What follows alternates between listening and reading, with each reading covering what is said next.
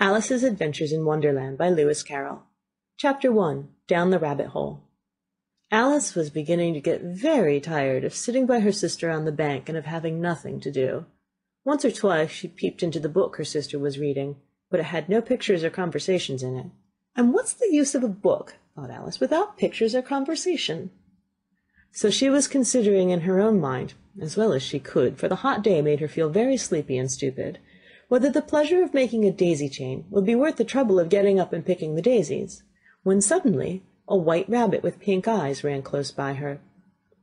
There was nothing so very remarkable in that, nor did Alice think it so very much out of the way to hear the rabbit say to itself, oh dear, I shall be late." When she thought it over afterwards, it occurred to her that she ought to have wondered at this, but at the time it all seemed quite natural. But when the rabbit actually took a watch out of its waistcoat pocket and looked at it, and then hurried on, Alice started to her feet, for it flashed across her mind that she had never before seen a rabbit with either a waistcoat pocket or a watch to take out of it, and burning with curiosity, she ran across the field after it, and fortunately was just in time to see it pop down a large rabbit hole under the hedge. In another moment down went Alice after it, never once considering how in the world she was to get out again. The rabbit hole went straight on like a tunnel for some way, and then dipped suddenly down, so suddenly that Alice had not a moment to think about stopping herself before she found herself falling down a very deep well. Either the well was very deep, or she fell very slowly, for she had plenty of time as she went down to look about her and to wonder what was going to happen next. First she tried to look down and make out what she was coming to, but it was too dark to see anything. Then she looked at the sides of the well, and noticed that they were filled with cupboards and bookshelves. Here and there she saw maps and pictures hung upon pegs. She took down a jar from one of the shelves as she passed. It was labeled Orange Marmalade, but to her great disappointment it was empty. She did not like to drop the jar for fear of killing somebody, so she managed to put it into one of the cupboards as she fell past it. "Well," thought Alice to herself, "after such a fall as this I shall think nothing of tumbling downstairs. How brave they'll all think me at home! Why, I wouldn't say anything about it even if I fell off the top of a house," which was very likely true. Down, down, down. Would the fall never come to an end? "I wonder how many miles I've fallen by this time," she said aloud. "I must be getting somewhere near the center of the earth. Let me see, that would be 4,000 miles down, I think." For you see, Alice had learnt several things of this sort in her lessons in the schoolroom, and though this was not a very good opportunity for showing off her knowledge, as there was no one to listen to her, still it was good practice to say it over. "Yes, that's about the right distance. But then I wonder what latitude or longitude I've got to." Alice had no idea what latitude was, or longitude either, but thought they were nice grand words to say. Presently she began again. "I wonder if I shall fall right through the earth. How funny it'll seem to come out among the people that walk with their heads downward. The antipathies, I think." She was rather glad there was no one listening this time, as it didn't sound at all the right word. "But I shall have to ask them what the name of the country is, you know. Please, ma'am, is this New Zealand or Australia?" And she tried to curtsy as she spoke. Fancy curtsying as you're falling through the air. Do you think you could manage it? "And what an ignorant little girl she'll think me for asking. No, it'll never do to ask. Perhaps I shall see it written up somewhere." Down, down, down. There was nothing else to do, so Alice soon began talking again. "Dinah'll miss me very much tonight, I should think." Dinah was the cat. "I hope they'll remember her saucer of milk at tea time. Dinah, my dear, I wish you were down here with me. There are no mice in the air, I'm afraid, but you might catch a bat, and that's very like a mouse, you know. But do cats eat bats, I wonder?" And here Alice began to get rather sleepy, and went on saying to herself in a dreamy sort of way, "Do cats eat bats? Do cats eat bats?" And sometimes, "Do bats eat cats?" For you see, as she couldn't answer either question, it didn't much matter which way she put it. She felt that she was dozing off, and had just begun to dream that she was walking hand in hand with Dinah, and saying to her very earnestly, "Now, Dinah, tell me the truth. Did you ever eat a bat?" When suddenly, thump, thump, down she came upon a heap of sticks and dry leaves, and the fall was over. Alice was not a bit hurt, and she jumped up on her feet in a moment. She looked up, but it was all dark overhead. Before her was another long passage, and the white rabbit was still in sight, hurrying down it. There was not a moment to be lost. Away went Alice like the wind, and was just in time to hear it say, as it turned a corner, "Oh, my ears and whiskers, how late it's getting!" She was close behind it when she turned the corner, but the rabbit was no longer to be seen. She found herself in a long, low hall, which was lit up by a row of lamps hanging from the roof. There were doors all around the hall, but they were all locked, and when Alice had been all the way down one side and up the other, trying every door, she walked sadly down the middle, wondering how she was ever to get out again. Suddenly she came upon a little three-legged table, all made of solid glass. There was nothing on it except a tiny golden key, and Alice's first thought was that it might belong to one of the doors of the hall. But alas, either the locks were too large or the key was too small, but at any rate it would not open any of them. However, on the second time round she came upon a low curtain she had not noticed before, and behind it was a little door about 15 inches high. She tried the little golden key in the lock, and to her great delight it fitted. Alice opened the door and found it led into a small passage, not much larger than a rat-hole. She knelt down and looked along the passage into the loveliest garden you ever saw. How she longed to get out of that dark hall and wander about among those beds of bright flowers and those cool fountains, but she could not even get her head through the doorway. And even if my head would go through, thought poor Alice, it would be of very little use without my shoulders. Oh, how I wish I could shut up like a telescope! I think I could, if I only know how to begin. For you see, so many out-of-the-way things had happened lately, that Alice had begun to think that very few things indeed were really impossible. There seemed to be no use in waiting by the little door, so she went back to the table, half hoping she might find another key on it, or at any rate a book of rules for shutting people up like telescopes. This time she found a little bottle on it, which certainly was not here before, said Alice, and round the neck of the bottle was a paper label, with the words "Drink me" beautifully printed on it in large letters. It was all very well to say "drink me," but the wise little Alice was not going to do that in a hurry. "No, I'll look first," she said, "and see whether it's marked poison or not," for she had read several nice little histories about children who'd gotten burnt and eaten up by wild beasts and other unpleasant things, all because they would not remember the simple rules their friends had taught them, such as that a red-hot poker will burn you if you hold it too long, and that if you cut your finger very deeply with a knife it usually bleeds. And she had never forgotten that if you drink much from a bottle marked poison, it's almost certain to disagree with you sooner or later. However, this bottle was not marked poison, so Alice ventured to taste it, and finding it very nice, it had, in fact, a sort of mixed flavor of cherry tart, custard, pineapple, roast turkey, toffee, and hot buttered toast. She very soon finished it off. "What a curious feeling," said Alice. "I must be shutting up like a telescope." And so it was indeed. She was now only 10 inches high, and her face brightened up at the thought that she was now the right size for going through the little door into that lovely garden. First, however, she waited for a few minutes, to see if she was going to shrink any further. She felt a little nervous about this. "For it might end, you know," said Alice to herself, "in my going out altogether like a candle. I wonder what I should be like then." And she tried to fancy what the flame of a candle is like after the candle is blown out, for she could not remember having ever seen such a thing. After a while, finding that nothing more happened, she decided on going into the garden at once. But alas for poor Alice, when she got to the door, she found she'd forgotten the little golden key, and when she went back to the table for it, she found she could not possibly reach it. She could see it quite plainly through the glass, and she tried her best to climb up one of the legs of the table, but it was too slippery, and when she had tired herself out with trying, the poor little thing sat down and cried. "Come, there's no use crying like that," said Alice to herself rather sharply. "I advise you to leave off this minute." She generally gave herself very good advice, though she very seldom followed it, and sometimes she scolded herself so severely as to bring tears into her eyes. She once remembered trying to box her own ears for having cheated herself in a game of croquet she was playing against herself, for this curious child was fond of pretending to be two people. "But it's no use now," thought poor Alice, "to pretend to be two people. Why, there's hardly enough of me to make one respectable person." Soon her eye fell on a little glass box that was lying under the table.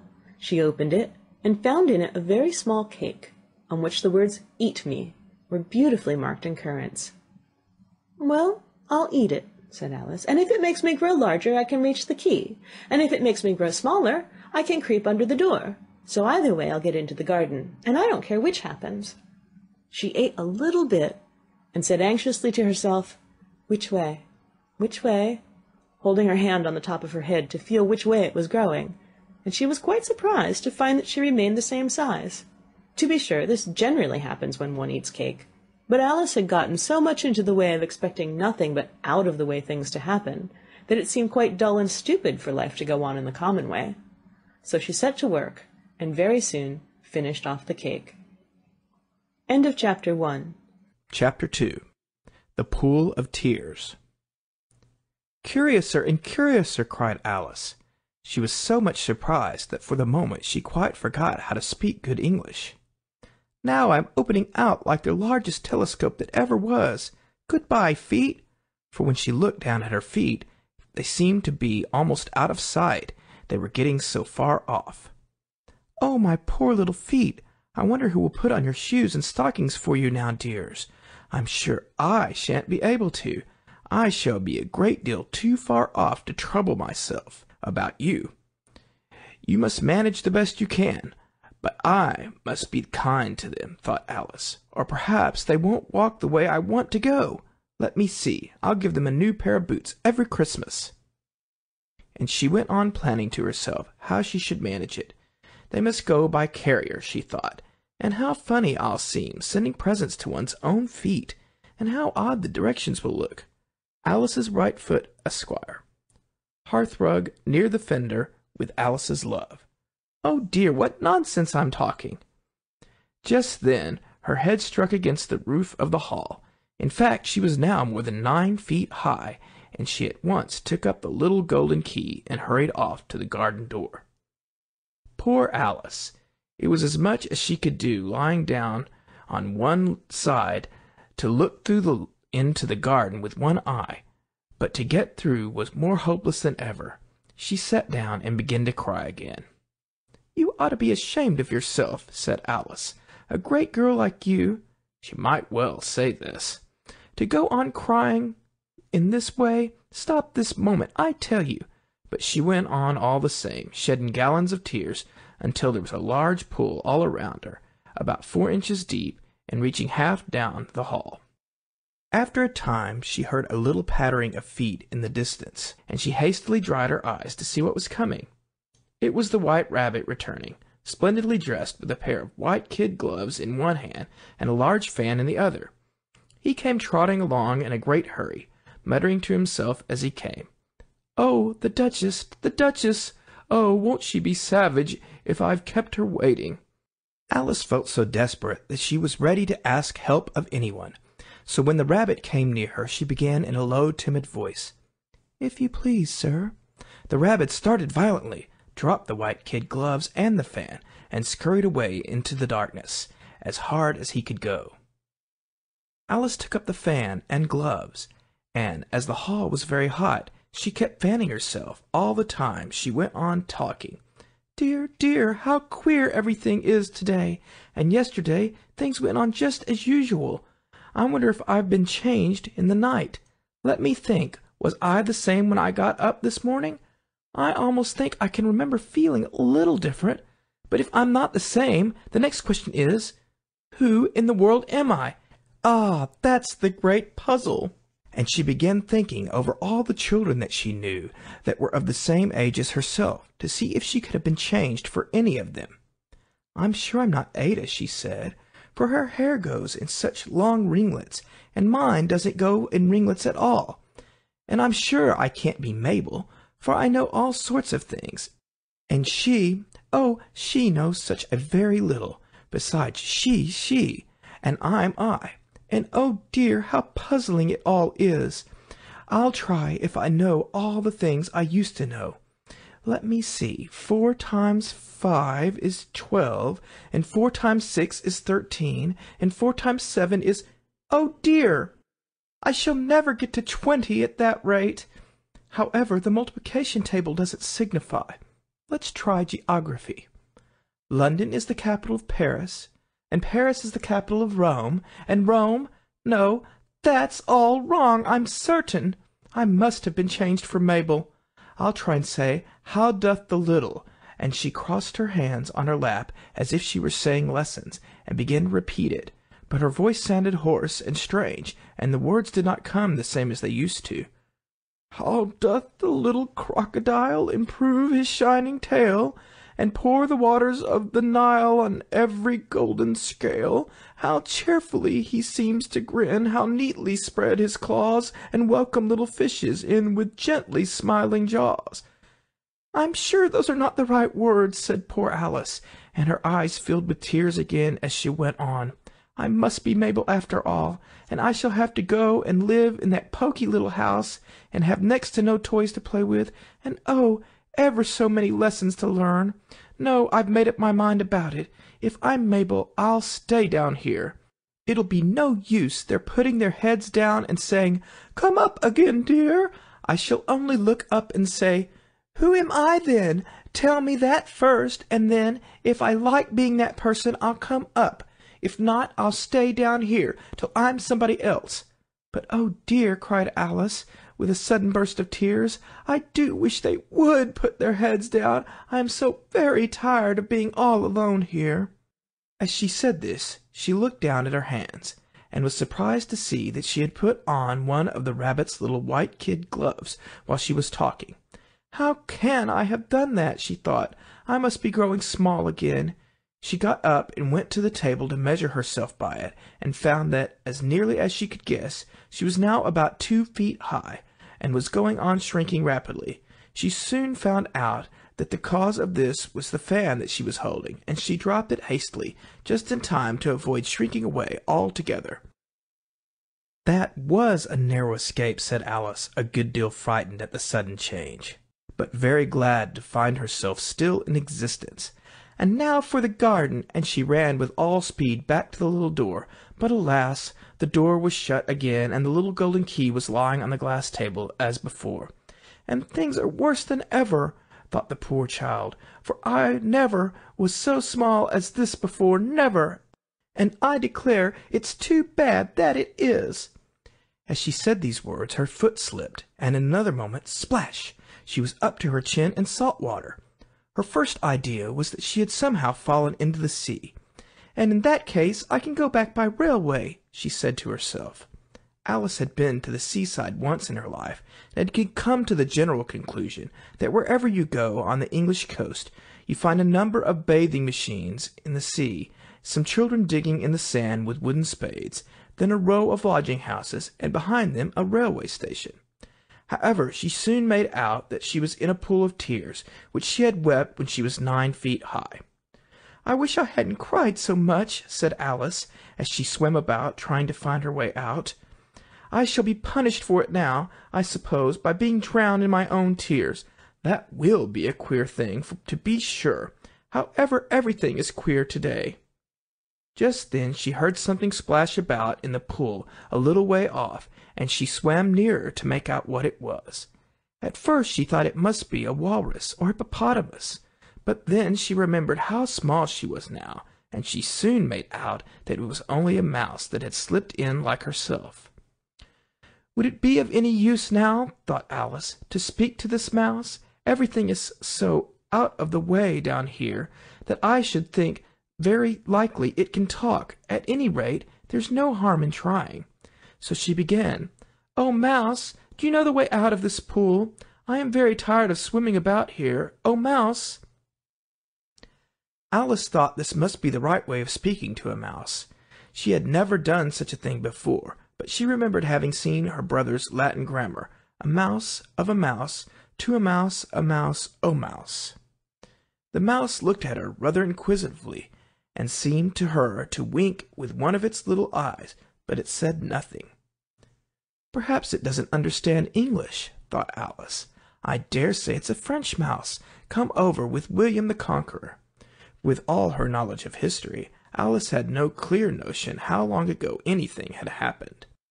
So she began again, "Où est mon chat?" which was the first sentence in her French lesson book. The mouse gave a sudden leap out of the water, and seemed to quiver all over with fright.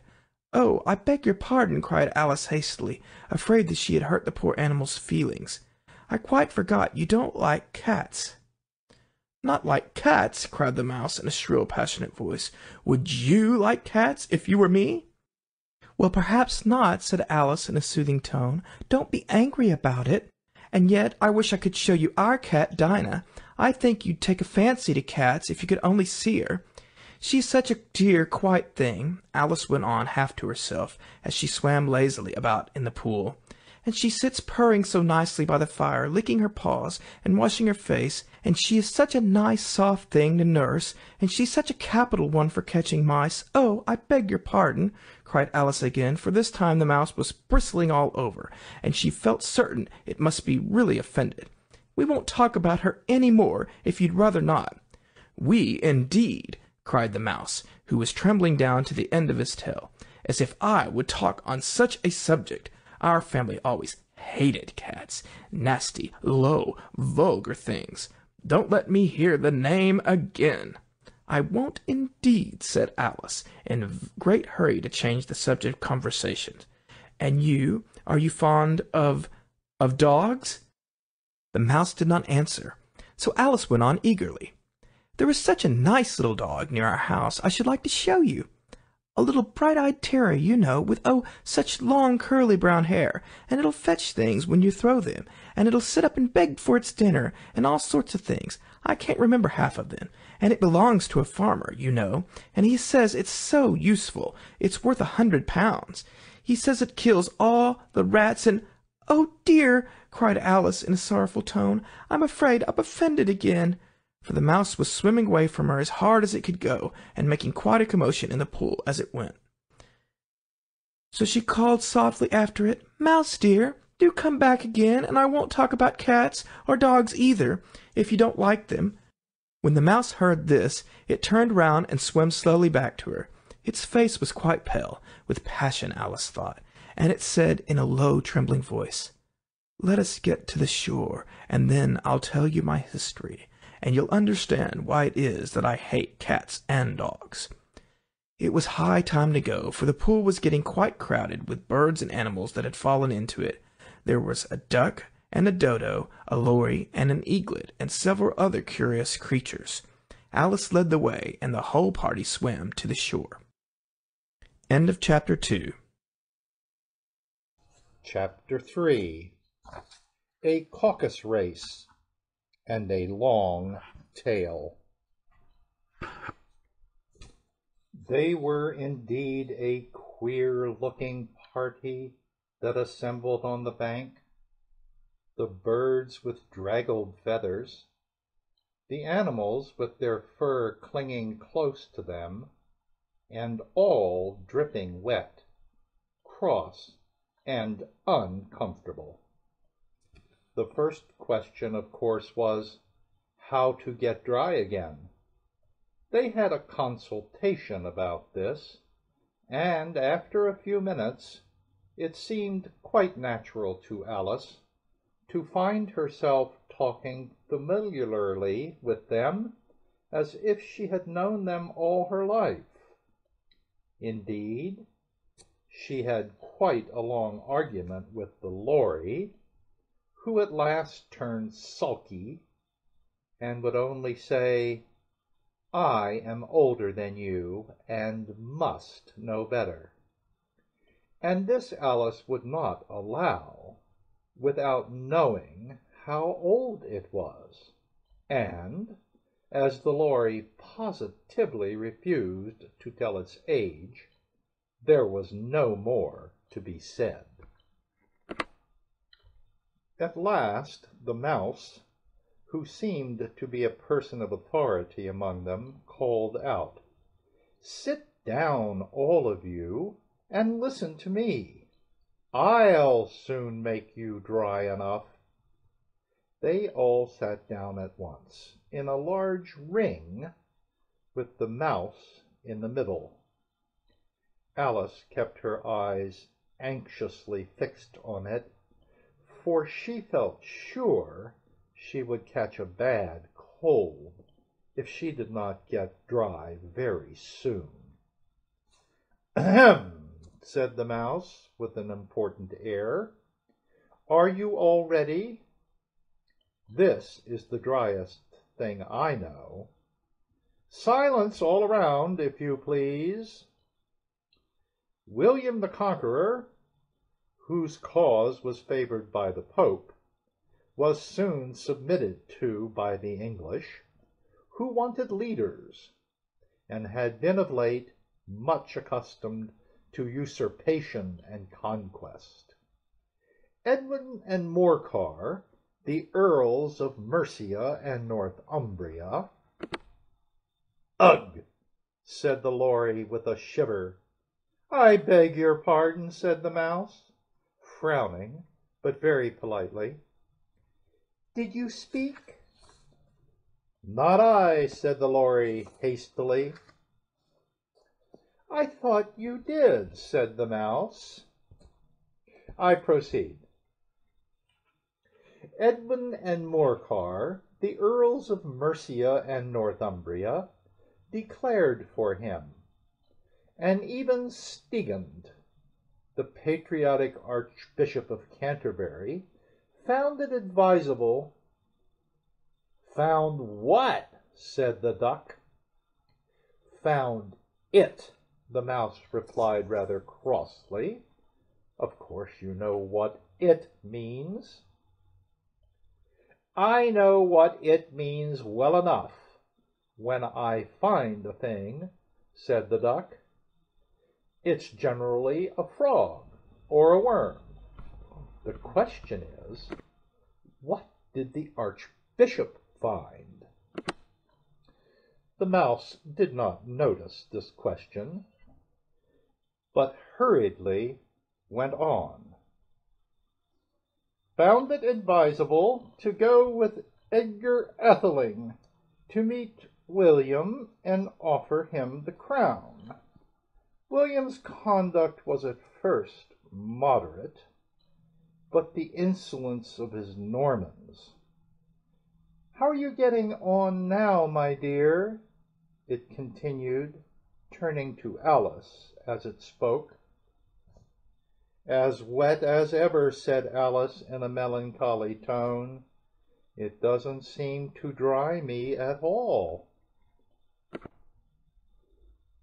"In that case," said the Dodo solemnly, rising to its feet, "I move that the meeting adjourn for the immediate adoption of more energetic remedies." "Speak English," said the Eaglet. "I don't know the meaning of half those long words, and, what's more, I don't believe you do either." And the Eaglet bent down its head to hide a smile. Some of the other birds tittered audibly. "What I was going to say," said the Dodo in an offended tone, "was that the best thing is to get us dry would be a caucus race." "What is a caucus race?" said Alice. Not that she wanted much to know, but the Dodo had paused, as if it thought that somebody ought to speak, and no one else seemed inclined to say anything.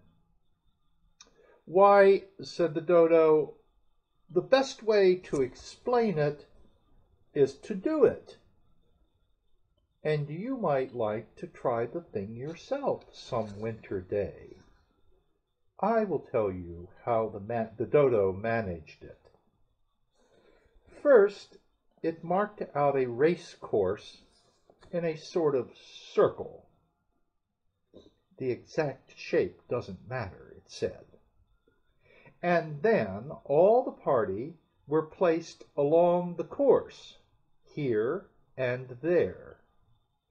There was no 1, 2, 3, and away, but they began running when they liked, and left off when they liked, so that it was not easy to know when the race was over. However, when they had been running half an hour or so, and were quite dry again, the Dodo suddenly called out, "The race is over!" and they all crowded round it, panting and asking, "But who has won?" This question the dodo could not answer without a great deal of thought, and it sat for a long time with one finger pressed upon its forehead, the position in which you usually see Shakespeare in the pictures of him, while the rest waited in silence. At last the dodo said, "Everybody has won, and all must have prizes." "But who is to give the prizes?" quite a chorus of voices asked. "Why, she, of course," said the dodo, pointing to Alice with one finger, and the whole party at once crowded round her, calling out in a confused way, "Prizes! Prizes!" Alice had no idea what to do, and in despair she put her hand in her pocket and pulled out a box of comfits. Luckily the salt water had not got into it, and handed them round as prizes. There was exactly one apiece all round. But she must have a prize herself, you know," said the mouse. "Of course," the dodo replied very gravely. "What else have you got in your pocket?" he went on, turning to Alice. "Only a thimble," said Alice sadly. "Hand it over here," said the dodo. Then they all crowded round her once more, while the dodo solemnly presented the thimble, saying, "We beg your acceptance of this elegant thimble," and when it had finished this short speech, they all cheered. Alice thought the whole thing very absurd, but they all looked so grave that she did not dare to laugh, and as she could not think of anything to say, she simply bowed and took the thimble, looking as solemn as she could. The next thing was to eat the comfits. This caused some noise and confusion, as the large birds complained that they could not taste theirs, and the small ones choked and had to be patted on the back. However, it was over at last, and they sat down again in a ring and begged the mouse to tell them something more. "You promised to tell me your history, you know," said Alice, "and why it is you hate C and D," she added in a whisper, half afraid that it would be offended again. "Mine is a long and a sad tale," said the mouse, turning to Alice and sighing. "It is a long tale, certainly," said Alice, looking down with wonder at the mouse's tail. "But why do you call it sad?"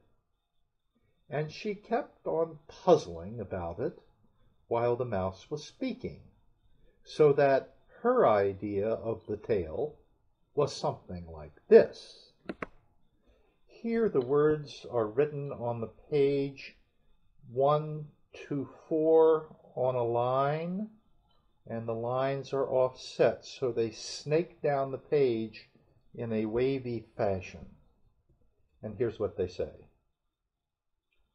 Fury said to a mouse that he met in the house, "Let us both go to law. I will prosecute you. Come, I'll take no denial. We must have a trial. For really this morning I've nothing to do." Said the mouse to the cur, Such a trial, dear sir, with no jury or judge, would be wasting our breath. I'll be judge, I'll be jury, said cunning old Fury. I'll try the whole cause, and condemn you to death. And there's where the snaky text ends. Continuing, You are not attending, said the mouse to Alice severely. What are you thinking of? I beg your pardon, said Alice, very humbly. You had got to the fifth bend, I think. I had not, cried the mouse, sharply and very angrily.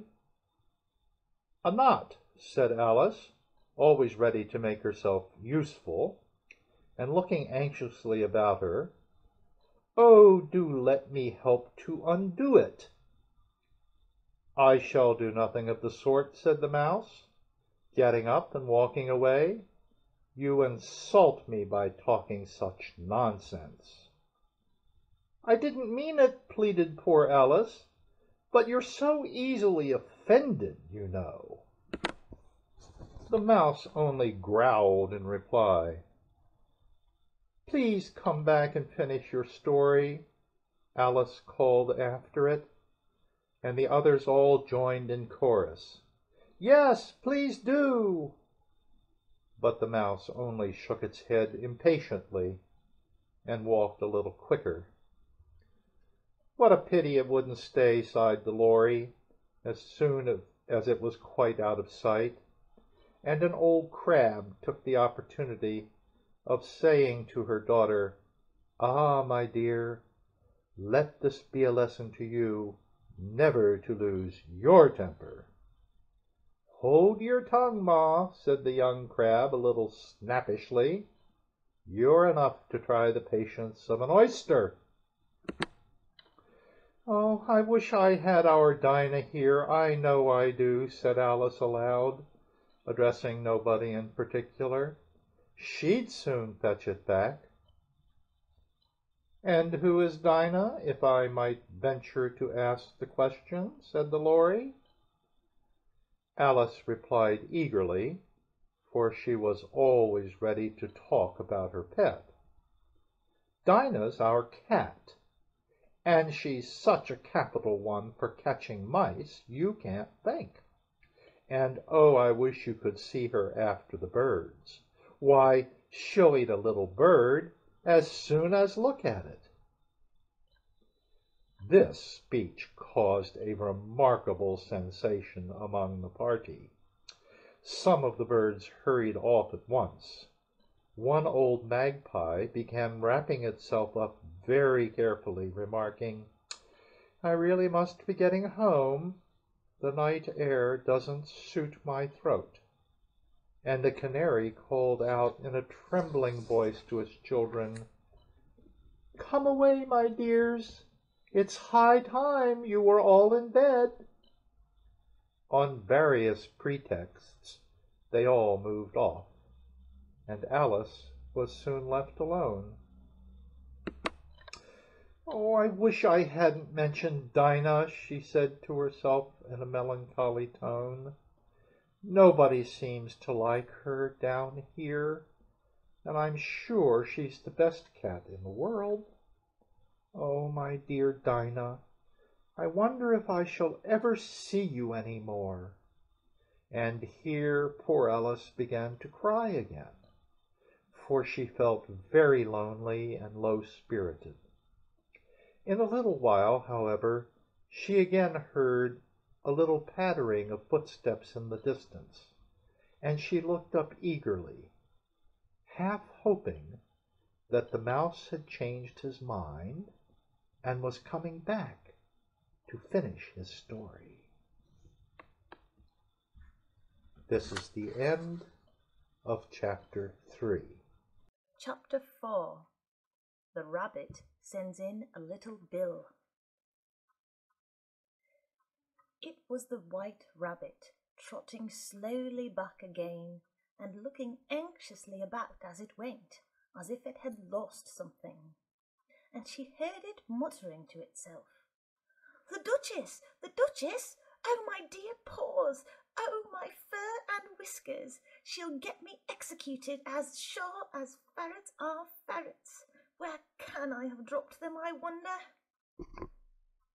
Alice guessed in a moment that it was looking for the fan and the pair of white kid gloves, and she very good-naturedly began hunting about for them. But they were nowhere to be seen. Everything seemed to have changed since her swim in the pool, and the great hall with the glass table and the little door had vanished completely. Very soon the rabbit noticed Alice as she went hunting about, and called out to her in an angry tone, "Why, Marianne, what are you doing out here? Run home this moment and fetch me a pair of gloves and a fan. Quick now!" And Alice was so much frightened that she ran off at once in the direction it pointed to, without trying to explain the mistake it had made. "He took me for his housemaid," she said to herself as she ran. "How surprised he'll be when he finds out who I am. But I'd better take him his fan and gloves, that is, if I can find them." As she said this, she came upon a neat little house, on the door of which was a bright brass plate with the name W. Rabbit engraved upon it. She went in without knocking and hurried upstairs in great fear lest she should meet the real Marianne and be turned out of the house before she had found the fan and gloves. "How queer it seems," Alice said to herself, "to be going messages for a rabbit. I suppose Dinah will be sending me out on messages next." And she began fancying the sort of thing that would happen. "Miss Alice, come here directly and get ready for your walk." "Coming in a minute, nurse, but I've got to see that the mouse doesn't get out." "Only I don't think," Alice went on, "that they'd let Dinah stop in the house if it began ordering people about like that." By this time she had found her way into a tidy little room with a table in the window, and on it, as she had hoped, a fan and 2 or 3 pairs of tiny white kid gloves. She took up the fan and a pair of the gloves, and was just going to leave the room when her eyes fell upon a little bottle that stood near the looking-glass. There was no label this time with the words "Drink me," but nevertheless she uncorked it and put it to her lips. "I know something interesting is sure to happen," she said to herself, "whenever I eat or drink anything. So I'll just see what this bottle does. I do hope it'll make me grow large again, for really I'm quite tired of being such a tiny little thing." It did so indeed, and much sooner than she had expected. Before she had drunk half the bottle, she found her head pressing against the ceiling and had to stoop to save her neck from being broken. She hastily put down the bottle, saying to herself, "That's quite enough. I hope I shan't grow any more. As it is, I can't get out at the door. I do wish I hadn't drunk quite so much." Alas, it was too late to wish that. She went on growing and growing, and very soon had to kneel down on the floor. In another minute there was not even room for this, and she tried the effect of lying down with one elbow against the door and the other arm curled round her head. Still she went on growing, and, as a last resource, she put one arm out the window and one foot up the chimney, and said to herself, "Now I can do no more, whatever happens. What will become of me?" Luckily for Alice, the little magic bottle had now had its full effect, and she grew no larger. Still, it was very uncomfortable, and as there seemed to be no sort of chance of her ever getting out of the room again, no wonder she felt unhappy. It was much pleasanter at home, thought poor Alice, when one wasn't always growing larger and smaller and being ordered about by mice and rabbits. I almost wish I hadn't gone down that rabbit hole, and yet it's rather curious, you know, this sort of life. I do wonder what can have happened to me. When I used to read fairy tales, I fancied that kind of thing never happened, and now here I am in the middle of one. There ought to be a book written about me, that there ought. And when I grow up, I'll write one. But I'm grown up now, she added in a sorrowful tone. At least there's no room to grow up any more here. But then, thought Alice, shall I never get any older than I am now? That'll be a comfort one way, never to be an old woman, but then always to have lessons to learn. Oh, I shouldn't like that. Oh, you foolish Alice, she answered herself. How can you learn lessons in here? Why, there's hardly room for you, and no room at all for any lesson books. And so she went on, taking first one side, then the other, and making quite a conversation of it altogether. But after a few minutes she heard a voice outside, and stopped to listen. "Marianne, Marianne," said the voice, "fetch me my gloves this moment." Then came a little pattering of feet on the stairs. Alice knew it was the rabbit coming to look for her, and she trembled till she shook the house, quite forgetting that she was now about 1,000 times as large as the rabbit, and had no reason to be afraid of it.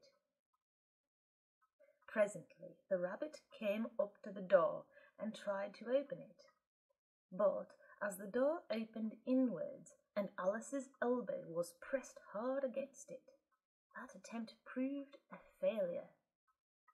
Alice heard it say to itself, "Then I'll go round and get in at the window." That you won't, thought Alice, and after waiting till she fancied she heard the rabbit just under the window, she suddenly spread out her hand and made a snatch in the air. She did not get hold of anything, but she heard a little shriek and a fall and a crash of broken glass, from which she concluded that it was just possible it had fallen into a cucumber frame or something of the sort. Next came an angry voice, the rabbit's. "Pat! Pat, where are you?" And then a voice she had never heard before. "Sure then, I'm here, digging for apples, your honour."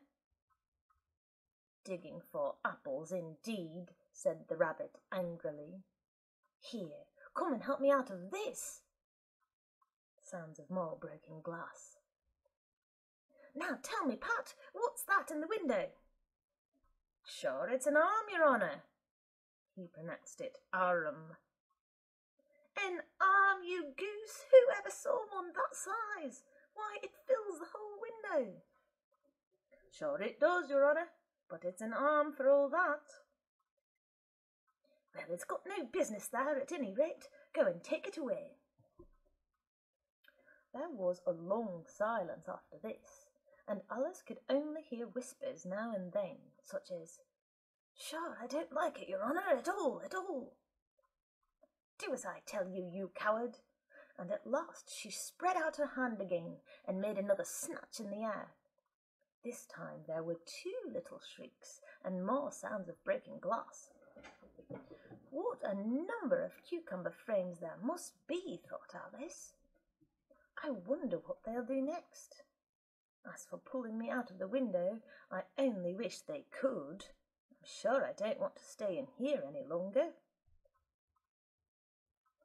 She waited for some time without hearing anything more. At last came a rumbling of little cartwheels and the sound of a good many voices all talking together. She made out the words. "Where's the other ladder? Why, I hadn't thought to bring but one. Bill's got the other." "Bill, fetch it here, lad. Here, put 'em up at the corner."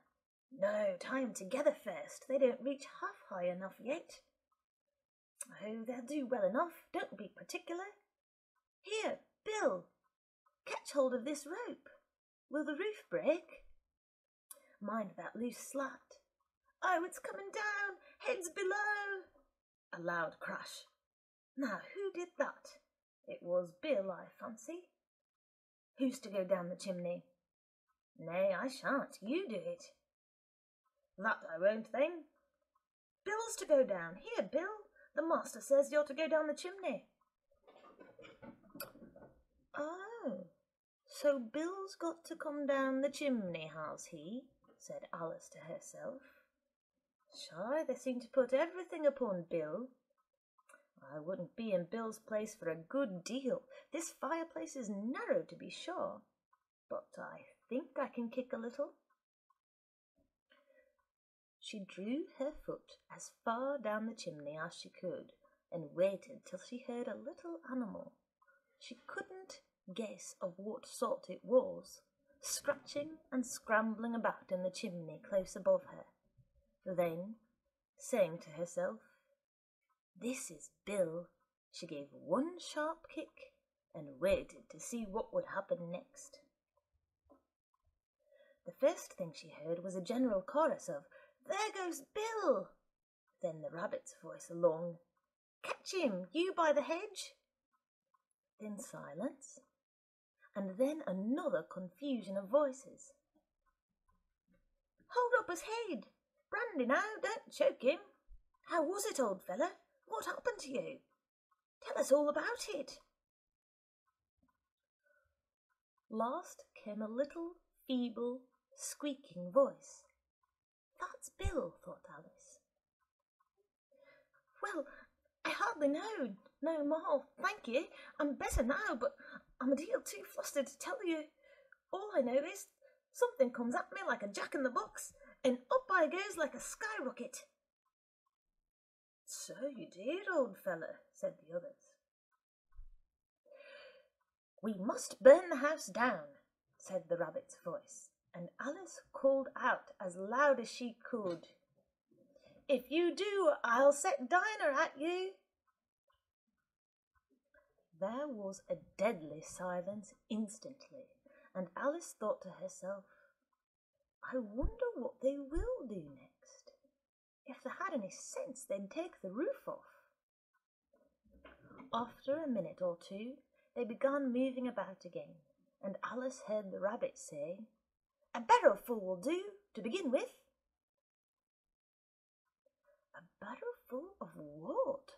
thought Alice. But she had not long to doubt, for the next moment a shower of little pebbles came rattling in at the window, and some of them hit her in the face. "I'll put a stop to this," she said to herself, and shouted out, "You'd better not do that again," which produced another dead silence. Alice noted with some surprise that the pebbles were all turning into little cakes as they lay on the floor, and a bright idea came into her head. "If I eat one of these cakes," she thought, "it's sure to make some change in my size, and as it can't possibly make me larger, it must make me smaller, I suppose." So she swallowed one of the cakes and was delighted to find that she began shrinking directly. As soon as she was small enough to get through the door, she ran out of the house and found quite a crowd of little animals and birds waiting outside. The poor little lizard, Bill, was in the middle, being held up by 2 guinea pigs, who were giving it something out of a bottle.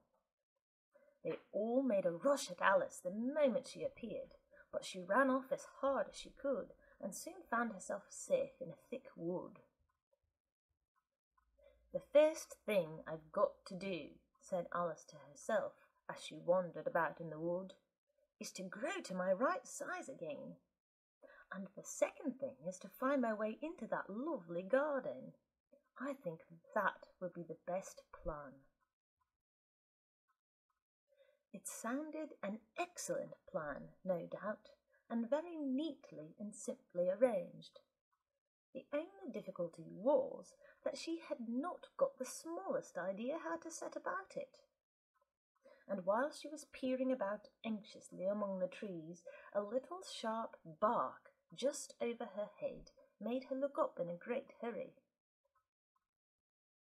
An enormous puppy was looking down at her with large round eyes and feebly stretching out one paw, trying to touch her. "Poor little thing," said Alice in a coaxing tone, and she tried hard to whistle to it, but she was terribly frightened all the time at the thought that it might be hungry, in which case it would be very likely to eat her up in spite of all her coaxing. Hardly knowing what she did, she picked up a little bit of stick and held it out to the puppy, whereupon the puppy jumped into the air off all its feet at once with a yelp of delight and rushed at the stick and made believe to worry it. Then Alice dodged behind a great thistle to keep herself from being run over, and the moment she appeared on the other side, the puppy made another rush at the stick and tumbled head over heels in its hurry to get hold of it. Then Alice, thinking it was very like having a game of play with a cart horse, and expecting every moment to be trampled under its feet, ran round the thistle again. Then the puppy began a series of short charges at the stick, running a very little way forwards each time and a long way back, and barking hoarsely all the while, till at last it sat down a good way off, panting, with its tongue hanging out of his mouth, and its great eyes half shut. This seemed to Alice a good opportunity for making her escape, so she set off at once and ran till she was quite tired and out of breath, and till the puppy's bark sounded quite faint in the distance. "And yet what a dear little puppy it was," said Alice, as she leant against a buttercup to rest herself and fanned herself with one of the leaves. "I should have liked teaching it tricks very much if I'd only been the right size to do it. Oh dear, I'd nearly forgotten that I've got to grow up again. Let me see, how is this to be managed? I suppose I ought to eat or drink something or other, but the great question is, what?" The great question certainly was, what? Alice looked all round her at the flowers and the blades of grass, but she did not see anything that looked like the right thing to eat or drink under the circumstances. There was a large mushroom growing near her, about the same height as herself, and when she had looked under it, and on both sides of it, and behind it, it occurred to her that she might as well look and see what was on top of it. She stretched herself up on tiptoe, and peeped over the edge of the mushroom, and her eyes immediately met those of a large caterpillar that was sitting on the top with its arms folded, quietly smoking a long hookah, and taking not the smallest notice of her or of anything else. End of chapter 4. Chapter 5. Advice from a Caterpillar. The caterpillar and Alice looked at each other for some time in silence. At last the caterpillar took the hookah out of its mouth, and addressed her in a languid, sleepy voice. "Who are you?" said the caterpillar. This was not an encouraging opening for a conversation. Alice replied, rather shyly, I hardly know, sir, just at present. At least, I know who I was when I got up this morning, but I think I must have been changed several times since then." "What do you mean by that?" said the caterpillar sternly. "Explain yourself." "I can't explain myself, I'm afraid, sir," said Alice, "because I'm not myself, you see." "I don't see," said the caterpillar. "I'm afraid I can't put it more clearly," Alice replied, very politely, "for I can't understand it myself to begin with, and being so many different sizes in a day is very confusing." "It isn't," said the caterpillar. "Well, perhaps you haven't found it so yet," said Alice. "But when you have to turn into a chrysalis, you will some day, you know, and then after that into a butterfly, I should think you'll feel it a little queer, won't you?" "Not a bit," said the caterpillar. "Well, perhaps your feelings may be different," said Alice. "All I know is, it would feel very queer to me." "You?" said the caterpillar contemptuously. "Who are you?" Which brought them back again to the beginning of the conversation. Alice felt a little irritated at the caterpillar's making such very short remarks, and she drew herself up and said, very gravely, "I think you ought to tell me who you are first." "Why?" said the caterpillar. Here was another puzzling question, and as Alice could not think of any good reason, and as the caterpillar seemed to be in a very unpleasant state of mind, she turned away. "Come back," the caterpillar called after her. "I've something important to say." This sounded promising, certainly. Alice turned and came back again. "Keep your temper," said the caterpillar. "Is that all?" said Alice, swallowing down her anger as well as she could. "No," said the caterpillar. Alice thought she might as well wait, as she had nothing else to do, and perhaps after all it might tell her something worth hearing. For some minutes it puffed away without speaking, but at last it unfolded its arms, took the hookah out of its mouth again, and said, "So you think you're changed, do you?" "I'm afraid I am, sir," said Alice. "I can't remember things as I used, and I don't keep the same size for 10 minutes together." "Can't remember what things?" said the caterpillar. "Well, I've tried to say, 'How doth the little busy bee?' but it all came different," Alice replied in a very melancholy voice. "Repeat, 'Your old Father William,'" said the caterpillar. Alice folded her hands and began. "You are old, Father William," the young man said, "and your hair has become very white. And yet you incessantly stand on your head. Do you think, at your age, it is right?" "In my youth," Father William replied to his son, "I feared it might injure the brain. But now that I'm perfectly sure I have none, why, I do it again and again." "You are old," said the youth, "as I mentioned before, and have grown most uncommonly fat. Yet you turned a back somersault in at the door. Pray, what is the reason of that?" "In my youth," said the sage, as he shook his grey locks, "I kept all my limbs very supple, by the use of this ointment, 1 shilling the box. Allow me to sell you a couple?" "You are old," said the youth, "and your jaws are too weak for anything tougher than suet. Yet you finished the goose, with the bones and the beak. Pray, how did you manage to do it?" "In my youth," said his father, "I took to the law, and argued each case with my wife, and the muscular strength which it gave to my jaw has lasted the rest of my life." "You are old," said the youth, "one would hardly suppose that your eye was as steady as ever. Yet you balanced an eel on the end of your nose. What made you so awfully clever?" "I have answered 3 questions, and that is enough," said his father. "Don't give yourself airs. Do you think I can listen all day to such stuff? Be off, or I'll kick you downstairs." "That is not said right," said the caterpillar. "Not quite right, I'm afraid," said Alice, timidly. "Some of the words have got altered." "It is wrong from beginning to end," said the caterpillar decidedly, and there was silence for some minutes. The caterpillar was the first to speak. "What size do you want to be?" it asked. "Oh, I'm not particular as to size," Alice hastily replied. "Only one doesn't like changing so often, you know." "I don't know," said the caterpillar. Alice said nothing. She had never been so much contradicted in her life before, and she felt that she was losing her temper. "Are you content now?" said the caterpillar.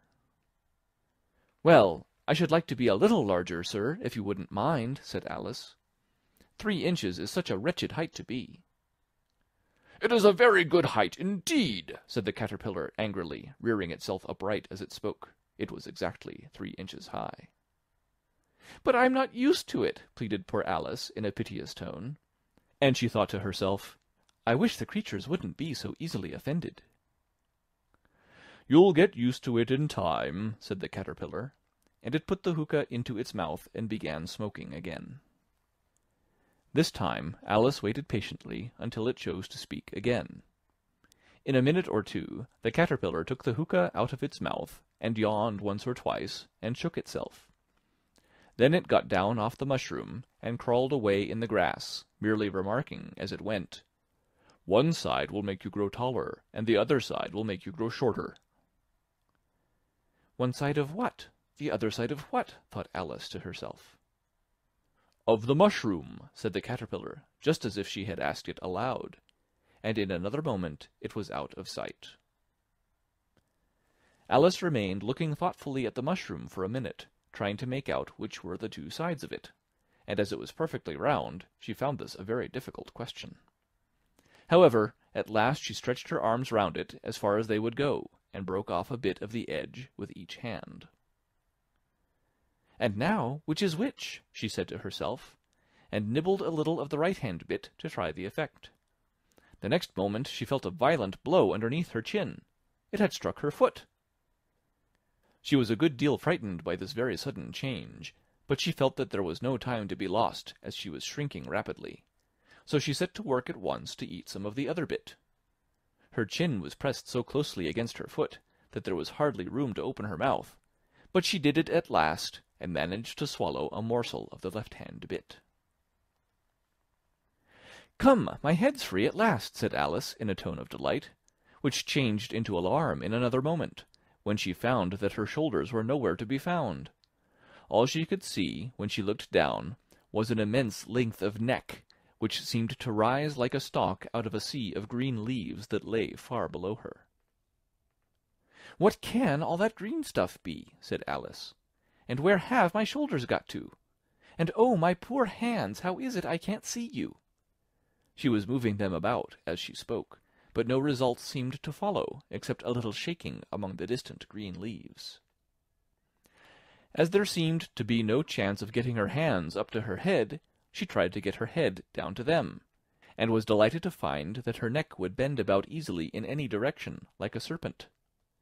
She had just succeeded in curving it down into a graceful zigzag, and was going to dive in among the leaves, which she found to be nothing but the tops of the trees under which she had been wandering, when a sharp hiss made her draw back in a hurry.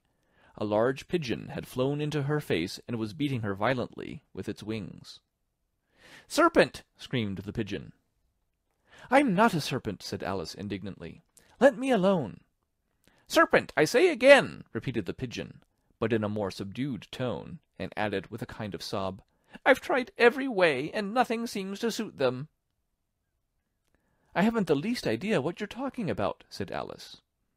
"I've tried the roots of trees, and I've tried banks, and I've tried hedges," the pigeon went on without attending to her. "But those serpents, there's no pleasing them." Alice was more and more puzzled, but she thought there was no use in saying anything more till the pigeon had finished. "As if it wasn't trouble enough hatching the eggs," said the pigeon, "but I must be on the lookout for serpents night and day. Why, I haven't had a wink of sleep these 3 weeks." "I'm very sorry you've been annoyed," said Alice, who was beginning to see its meaning. "And just as I'd taken the highest tree in the wood," continued the pigeon, raising its voice to a shriek, "and just as I was thinking I should be free of them at last, they must needs come wriggling down from the sky. Ugh, serpent!" "But I'm not a serpent, I tell you," said Alice. I'm a... "Well, what are you?" said the pigeon. "I can see you're trying to invent something." I'm a little girl," said Alice, rather doubtfully, as she remembered the number of changes she had gone through that day. "A likely story indeed," said the pigeon in a tone of the deepest contempt. "I've seen a good many little girls in my time, but never one with such a neck as that. No, no, you're a serpent, and there's no use denying it. I suppose you'll be telling me next that you have never tasted an egg." "I have tasted eggs, certainly," said Alice, who was a very truthful child. "But little girls eat eggs quite as much as serpents do, you know." "I don't believe it," said the pigeon. "But if they do, why then they're a kind of serpent, that's all I can say." This was such a new idea to Alice that she was quite silent for a minute or two, which gave the pigeon the opportunity of adding, "You're looking for eggs, I know that well enough, and what does it matter to me whether you're a little girl or a serpent?" "It matters a good deal to me," said Alice hastily, "but I'm not looking for eggs as it happens, and if I was I shouldn't want yours. I don't like them raw." "Well, be off then," said the pigeon in a sulky tone, as it settled down again into its nest. Alice crouched down among the trees as well as she could, for her neck kept getting entangled among the branches, and every now and then she had to stop and untwist it. After a while she remembered that she still held the pieces of mushroom in her hands, and she set to work very carefully, nibbling first at one and then at the other, and growing sometimes taller and sometimes shorter, until she had succeeded in bringing herself down to her usual height. It was so long since she had been anything near the right size that it felt quite strange at first, but she got used to it in a few minutes, and began talking to herself as usual. "Come, there's half my plan done now. How puzzling all these changes are! I'm never sure what I'm going to be from one minute to another. However, I've got back to my right size. The next thing is to get into that beautiful garden. How is that to be done, I wonder?" As she said this, she came suddenly upon an open place, with a little house in it about 4 feet high. "Whoever lives there," thought Alice, "it'll never do to come upon them this size. Why, I should frighten them out of their wits." So she began nibbling at the right-hand bit again, and did not venture to go near the house till she had brought herself down to 9 inches high. End of Chapter 5. Chapter 6. Pig and Pepper. For a minute or two she stood looking at the house and wondering what to do next, when suddenly a footman in livery came running out of the wood. She considered him a footman because he was in livery, otherwise, judging by his face only, she would have called him a fish, and rapped loudly at the door with his knuckles.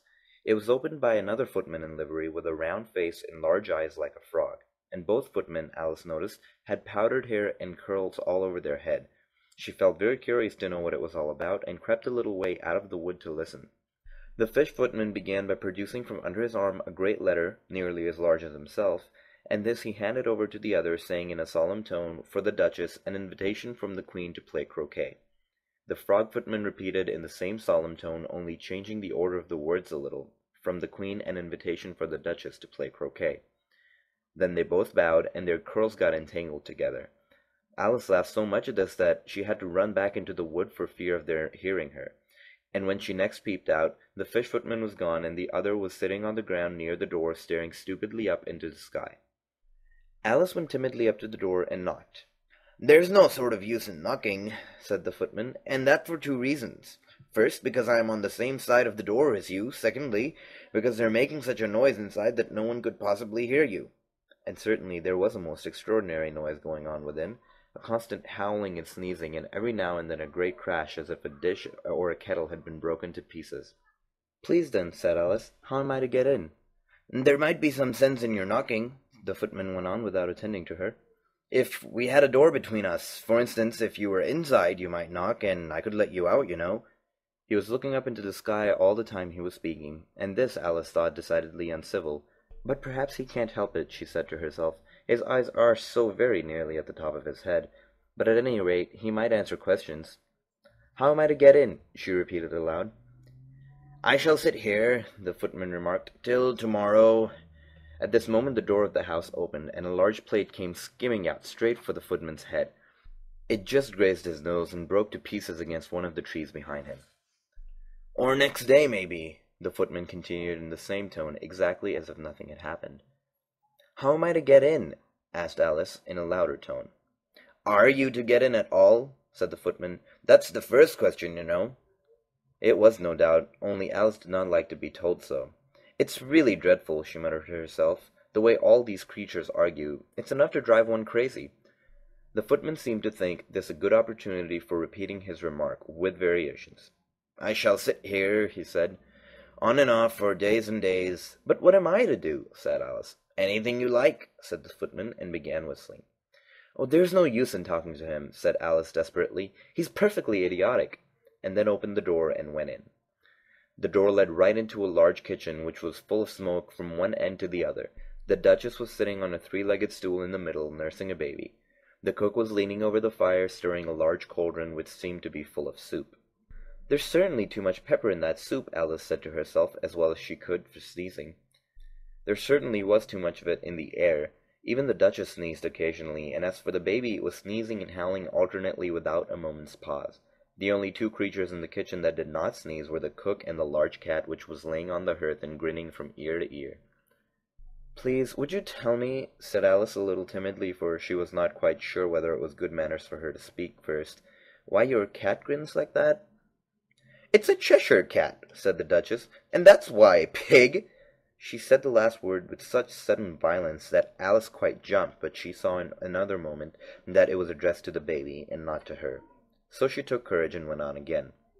"I didn't know that Cheshire cats always grinned. In fact, I didn't know that cats could grin." "They all can," said the Duchess, "and most of them do." "I don't know any that do," said Alice very politely, feeling quite pleased to have gotten into a conversation. "You don't know much," said the Duchess, "and that's a fact." Alice did not like at all the tone of this remark, and thought it would be as well to introduce some other subject of conversation.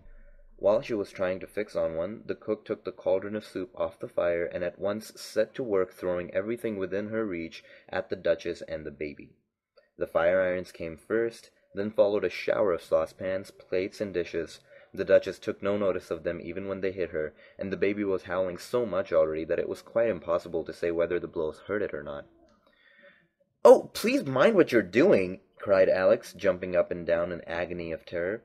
"Oh, there goes his precious nose," as an unusually large saucepan flew by and very nearly carried it off. "If everybody minded their own business," said the Duchess in a hoarse growl, "the world would go around a deal faster than it does." "Which would not be an advantage," said Alice, who felt very glad to get an opportunity of showing off a little of her knowledge. "Just think of what work it would make of her the day and night. You see, the earth takes 24 hours to turn around on its axis." "Talking of axis," said the Duchess, "chop off her head." Alice glanced rather anxiously at the cook to see if she meant to take the hint, but the cook was busily stirring the soup, and seemed not to be listening. She went on again. 24 hours, I think, or is it 12? "Oh, don't bother me," said the Duchess. "I never could abide figures."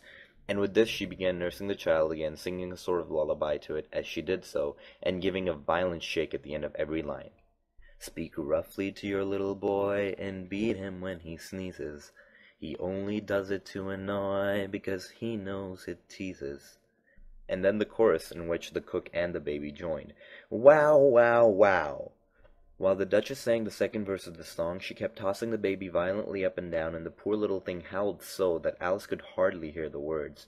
"I speak severely to my boy, and beat him when he sneezes, for he can thoroughly enjoy the pepper when he pleases."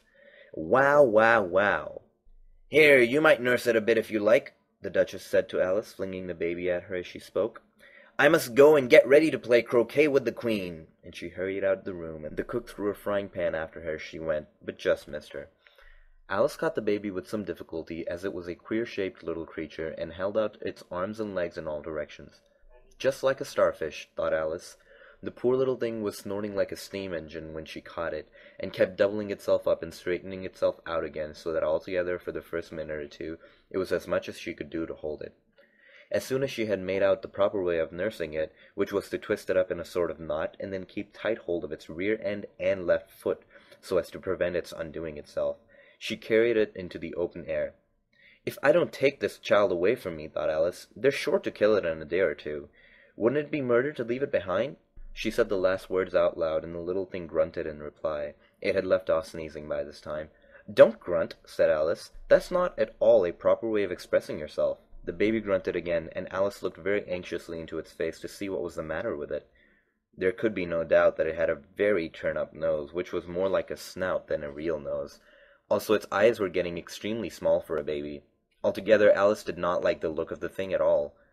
"But perhaps it's only sobbing," she thought, and looked into its eyes again to see if there were any tears. No, there were no tears. "If you're going to turn into a pig, my dear," said Alice seriously, "I've got nothing more to do with you. Mind now." The poor little thing sobbed again, or grunted, it was impossible to say which, and then went on for some while in silence. Alice was just beginning to think to herself, now, what am I supposed to do with this creature when I get home? When it grunted again so violently that she looked down into its face with some alarm. This time there could be no mistake about it. It was neither more or less than a pig, and she felt that it would be quite absurd for her to carry it any further. So she let the little creature down, and felt quite relieved to see it trot away quietly into the woods. If it had grown up, she said to herself, it would have made a dreadfully ugly child, but it makes a rather handsome pig, I think. And she began thinking of her other children she knew, who might do very well as pigs, and was just saying to herself, if one only knew the right way to change them, when she was a little startled by seeing the Cheshire Cat sitting on the bough of a tree just a few yards off. The cat only grinned when it saw Alice, and it looked good-natured, she thought. Still, it had very long claws and a great many teeth, so she felt that it ought to be treated with respect. Cheshire Puss, she began rather timidly, and she did not at all know whether it would like the name. However, it only grinned a little wider. Come, it's pleased so far, thought Alice, and she went on. Would you tell me, please, which way I ought to go from here? That depends a good deal on where you want to go, said the cat. I don't much care where, said Alice. Then it doesn't matter which way you go, said the cat. So as long as I go somewhere, Alice added with explanation. Oh, you're sure to do that, said the cat, if only you walk long enough. Alice felt that this could not be denied, so she tried another question. What sort of people live about here? In that direction, the cat said, waving its right paw around, lives a hatter, and in that direction, waving the other paw, lives a March hare. Visit either you like, they're both mad. But I don't want to go among mad people, Alice remarked. Oh, you can't help that, said the cat. We're all mad here. I'm mad, you're mad. How do you know I'm mad, said Alice. You must be, said the cat, or you wouldn't have come here. Alice didn't think that proved it at all. However, she went on. And how do you know that you're mad? To begin with, said the cat, a dog's not mad. You grant that? I suppose so, said Alice. Well then, the cat went on, you see, a dog growls when it's angry, and wags its tail when it's pleased. Now, I growl when I'm pleased, and wag my tail when I'm angry. Therefore, I'm mad. I call it purring, not growling, said Alice. Call it what you like, said the cat. Do you play croquet with the Queen today? I should like it very much, said Alice, but I haven't been invited yet. You'll see me there, said the cat, and vanished. Alice was not much surprised at this. She was getting so well used to the queer things happening. While she was still looking at the place where it had been, it suddenly appeared again. By the by, what became of the baby? Said the cat. I'd nearly forgotten to ask. It turned into a pig, Alice answered very quietly, just as if the cat had come back in a natural way. I thought it would, said the cat, and vanished again. Alice waited a little, half expecting to see it again, but it did not appear. After a minute or two, she walked on in the direction in which the March hare was said to live. I've seen hatters before, she said to herself. The March hare will be much more interesting, and perhaps, as this is May, it won't be raving mad. At least, not so mad as it was in March. As she said this, she looked up, and there was the cat again, sitting on the branch of a tree. Did you say pig or fig? Said the cat. I said pig, replied Alice, and I wish that you wouldn't keep appearing and vanishing so suddenly. You make one quite giddy. All right, said the cat, and this time it vanished quite slowly, beginning with the end of the tail, and ending with the grin, which remained some time after the rest of it had gone. Well, I've often seen a cat without a grin, thought Alice, but a grin without a cat? It's the most curious thing I ever saw in all my life. She had not gone much further before she came in sight of the house of the March hare. She thought it must be the right house because the chimneys were shaped like ears and the roof was thatched with fur. It was such a large house that she did not like to go nearer till she had nibbled some more of the left-hand bit of mushroom, and she raised herself about 2 feet high. Even then she walked up towards it rather timidly, saying to herself, Suppose it should be raving mad after all. I almost wish I'd gone to the Hatter instead. End of Chapter 6. Chapter 7. A Mad Tea Party. There was a table set out under a tree in front of the house, and the March hare and the Hatter were having tea at it. A dormouse was sitting between them, fast asleep, and the other two were using it as a cushion, resting their elbows on it, and talking over its head. Very uncomfortable for the dormouse, thought Alice. Only, as it's asleep, I suppose it doesn't mind. The table was a large one, but the three were all crowded together at one corner of it. "No room! No room!" they cried out when they saw Alice coming. "There's plenty of room," said Alice indignantly, and she sat down in a large arm-chair at one end of the table. "Have some wine," the March Hare said, in an encouraging tone. Alice looked all round the table, but there was nothing on it but tea. "I don't see any wine," she remarked. "There isn't any," said the March Hare. "Then it wasn't very civil of you to offer it," said Alice angrily. "It wasn't very civil of you to sit down without being invited," said the March Hare. "I didn't know it was your table," said Alice. "It's laid for a great many more than 3. "Your hair wants cutting," said the Hatter.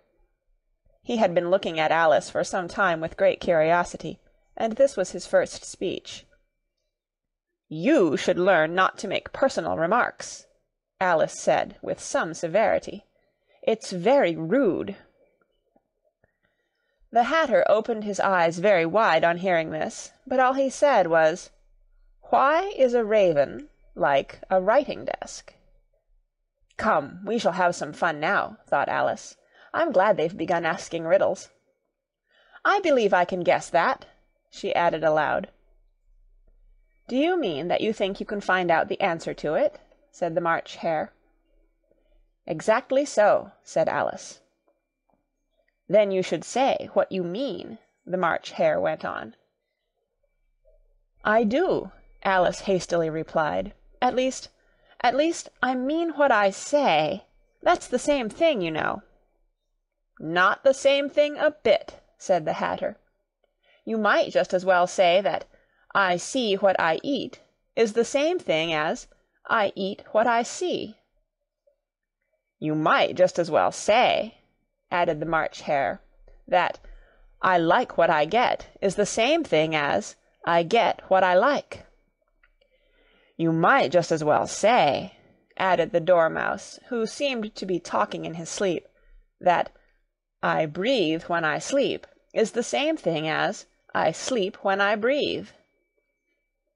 "It is the same thing with you," said the Hatter, and here the conversation dropped, and the party sat silent for a minute while Alice thought over all she could remember about ravens and writing-desks, which wasn't much. The Hatter was the first to break the silence. "What day of the month is it?" he said, turning to Alice. He had taken his watch out of his pocket and was looking at it uneasily, shaking it every now and then, and holding it to his ear. Alice considered a little, and then said, "The 4th." "2 days wrong," sighed the Hatter. "I told you butter wouldn't suit the works," he added, looking angrily at the March Hare. "It was the best butter," the March Hare meekly replied. "Yes, but some crumbs must have got in as well," the Hatter grumbled. "You shouldn't have put it in with the bread-knife." The March Hare took the watch, and looked at it gloomily. Then he dipped it into his cup of tea, and looked at it again, but he could think of nothing better to say than his first remark. "It was the best butter, you know." Alice had been looking over his shoulder with some curiosity. "What a funny watch," she remarked. "It tells the day of the month, and doesn't tell what o'clock it is." "Why should it?" muttered the Hatter. "Does your watch tell you what year it is?" "Of course not," Alice replied, very readily. "But that's because it stays the same year for such a long time together."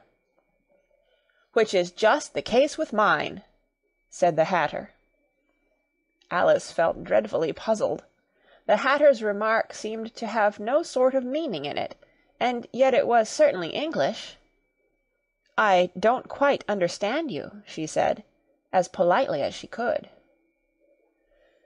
"The Dormouse is asleep again," said the Hatter, and he poured a little hot tea upon its nose.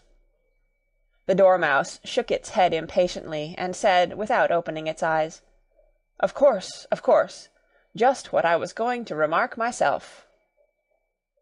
"Have you guessed the riddle yet?" the Hatter said, turning to Alice again. "No, I give it up," Alice replied. "What's the answer?" "I haven't the slightest idea," said the Hatter. "Nor I," said the March Hare. Alice sighed wearily. "I think you might do something better with the time," she said, "than waste it in asking riddles that have no answers." "If you knew time as well as I do," said the Hatter, "you wouldn't talk about wasting it. It's him." "I don't know what you mean," said Alice. "Of course you don't," the Hatter said, tossing his head contemptuously. "I dare say you never even spoke to time." "Perhaps not," Alice cautiously replied. "But I know I have to beat time when I learn music." "Ah, that accounts for it," said the Hatter. "He won't stand beating. Now, if you only kept on good terms with him, he'd do almost anything you liked with the clock. For instance, suppose it were 9 o'clock in the morning, just time to begin lessons. You'd only have to whisper a hint to time, and round goes the clock in a twinkling. 1:30, time for dinner." "I only wish it was," the March Hare said to itself in a whisper. "That would be grand, certainly," said Alice thoughtfully. "But then I shouldn't be hungry for it, you know." "Not at first, perhaps," said the Hatter, "but you could keep it to 1:30 as long as you liked." "Is that the way you manage?" Alice asked. The Hatter shook his head mournfully. "Not I," he replied. "We quarrelled last March, just before he went mad, you know," pointing with his teaspoon at the March Hare. "It was at the great concert given by the Queen of Hearts, and I had to sing, 'Twinkle, twinkle, little bat, how I wonder what you're at.' You know the song, perhaps?" "I've heard something like it," said Alice. "It goes on, you know," the Hatter continued, "in this way. Up above the world you fly, like a tea-tray in the sky, twinkle, twinkle." Here the Dormouse shook itself, and began singing in its sleep, "Twinkle, twinkle, twinkle, twinkle," and went on so long that they had to pinch it to make it stop. "Well, I'd hardly finished the first verse," said the Hatter, "when the Queen jumped up and bawled out, 'He's murdering the time! Off with his head!'" "How dreadfully savage!" exclaimed Alice. "And ever since that," the Hatter went on in a mournful tone, "he won't do a thing I ask. It's always 6 o'clock now." A bright idea came into Alice's head. "Is that the reason so many tea things are put out here?" she asked. "Yes, that's it," said the Hatter with a sigh. "It's always tea time, and we've no time to wash the things between whiles." "Then you keep moving round, I suppose?" said Alice. "Exactly so," said the Hatter, "as the things get used up." "But what happens when you come to the beginning again?" Alice ventured to ask. "Suppose we change the subject," the March Hare interrupted, yawning. "I'm getting tired of this. I vote the young lady tells us a story." "I'm afraid I don't know one," said Alice, rather alarmed at the proposal. "Then the Dormouse shall," they both cried. "Wake up, Dormouse!" and they pinched it on both sides at once. The Dormouse slowly opened his eyes. "I wasn't asleep," he said in a hoarse, feeble voice. "I heard every word you fellows were saying." "Tell us a story," said the March Hare.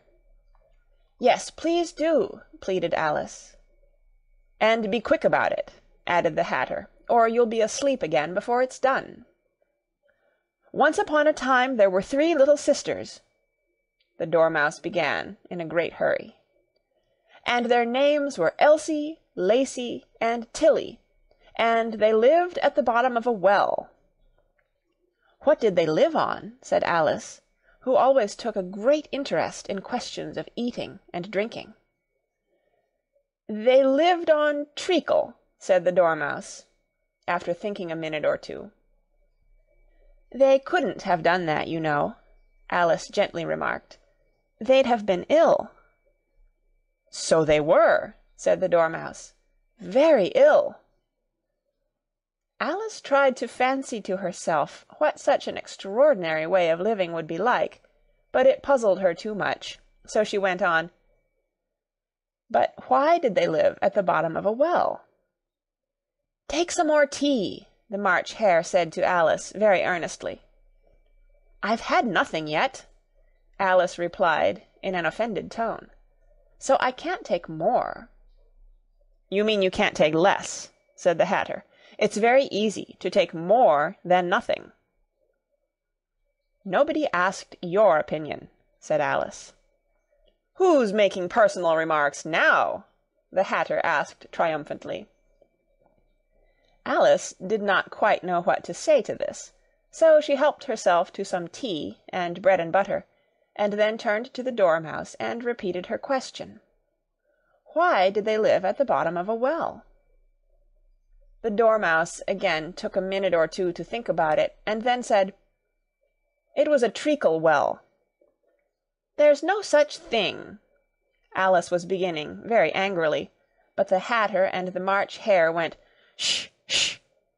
and the Dormouse sulkily remarked, "If you can't be civil, you'd better finish the story for yourself." "No, please go on," Alice said very humbly. "I won't interrupt again. I dare say there may be one." "One indeed," said the Dormouse indignantly. However, he consented to go on. "And so these 3 little sisters, they were learning to draw, you know." "What did they draw?" said Alice, quite forgetting her promise. "Treacle," said the Dormouse, without considering at all this time. "I want a clean cup," interrupted the Hatter. "Let's all move one place on." He moved on as he spoke, and the Dormouse followed him. The March Hare moved into the Dormouse's place, and Alice rather unwillingly took the place of the March Hare. The Hatter was the only one who got any advantage from the change, and Alice was a good deal worse off than before, as the March Hare had just upset the milk jug into his plate. Alice did not wish to offend the Dormouse again, so she began very cautiously. "But I don't understand. Where did they draw the treacle from?" "You can draw water out of a water well," said the Hatter. "So I should think you could draw treacle out of a treacle well, eh, stupid?" "But they were in the well," Alice said to the Dormouse, not choosing to notice this last remark. "Of course they were," said the Dormouse. "Well in." This answer so confused poor Alice that she let the Dormouse go on for some time without interrupting it. "They were learning to draw," the Dormouse went on, yawning and rubbing its eyes, for it was getting very sleepy. "And they drew all manner of things, everything that begins with an M."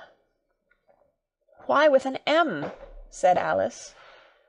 "Why not?" said the March Hare. Alice was silent.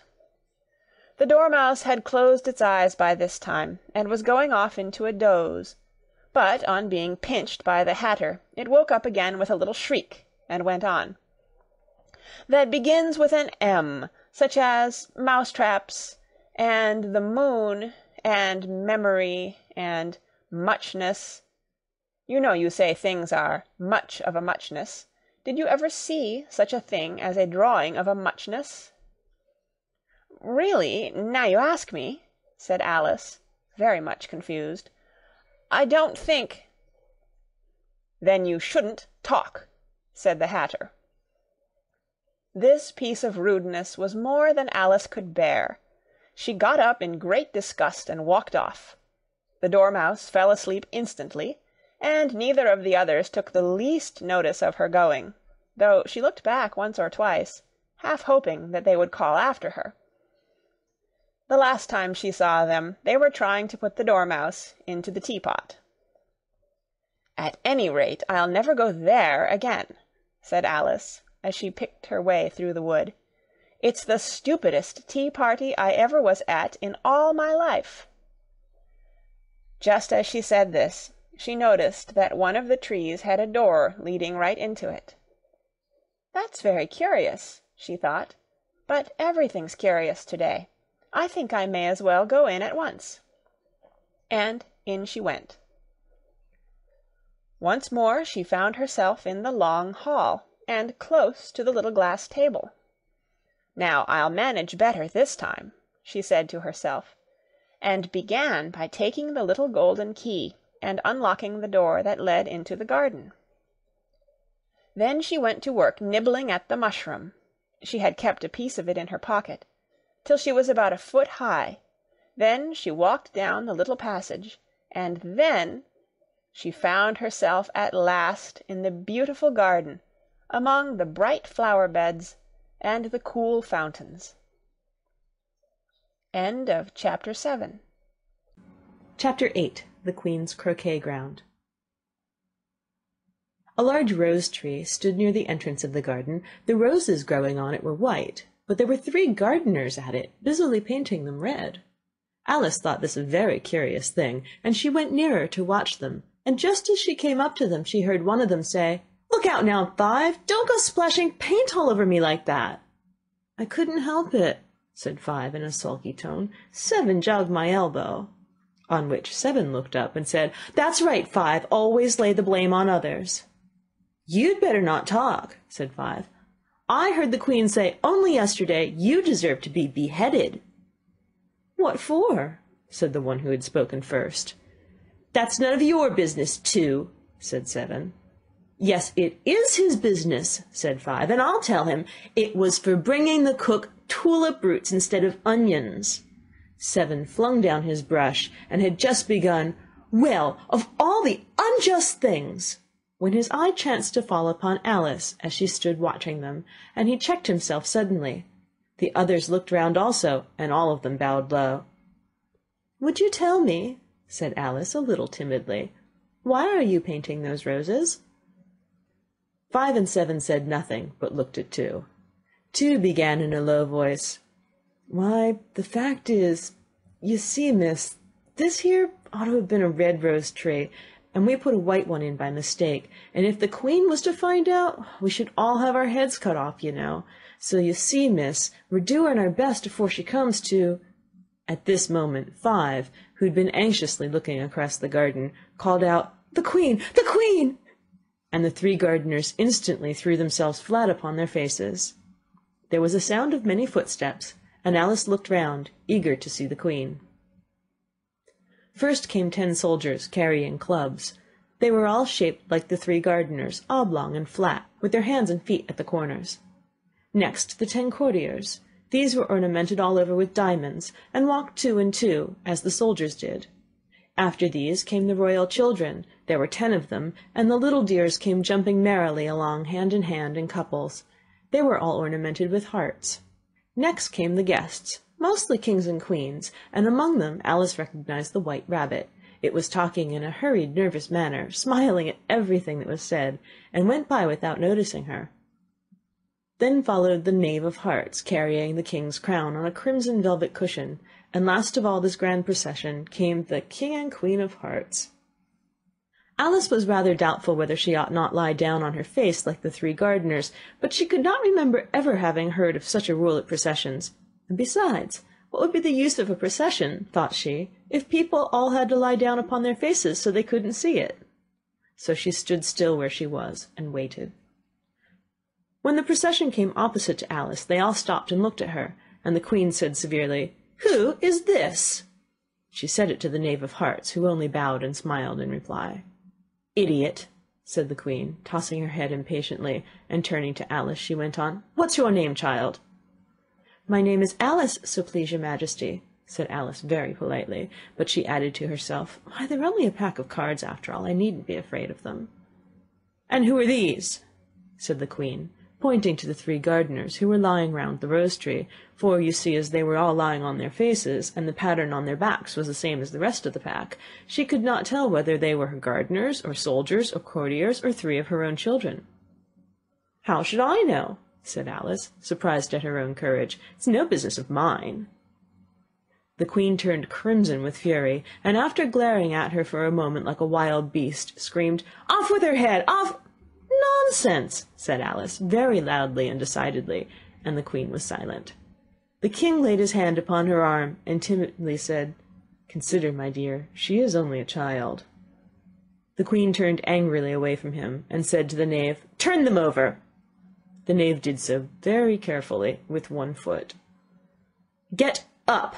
said the Queen, in a shrill, loud voice, and the 3 gardeners instantly jumped up and began bowing to the King, the Queen, the royal children, and everybody else. "Leave off that!" screamed the Queen. "You make me giddy."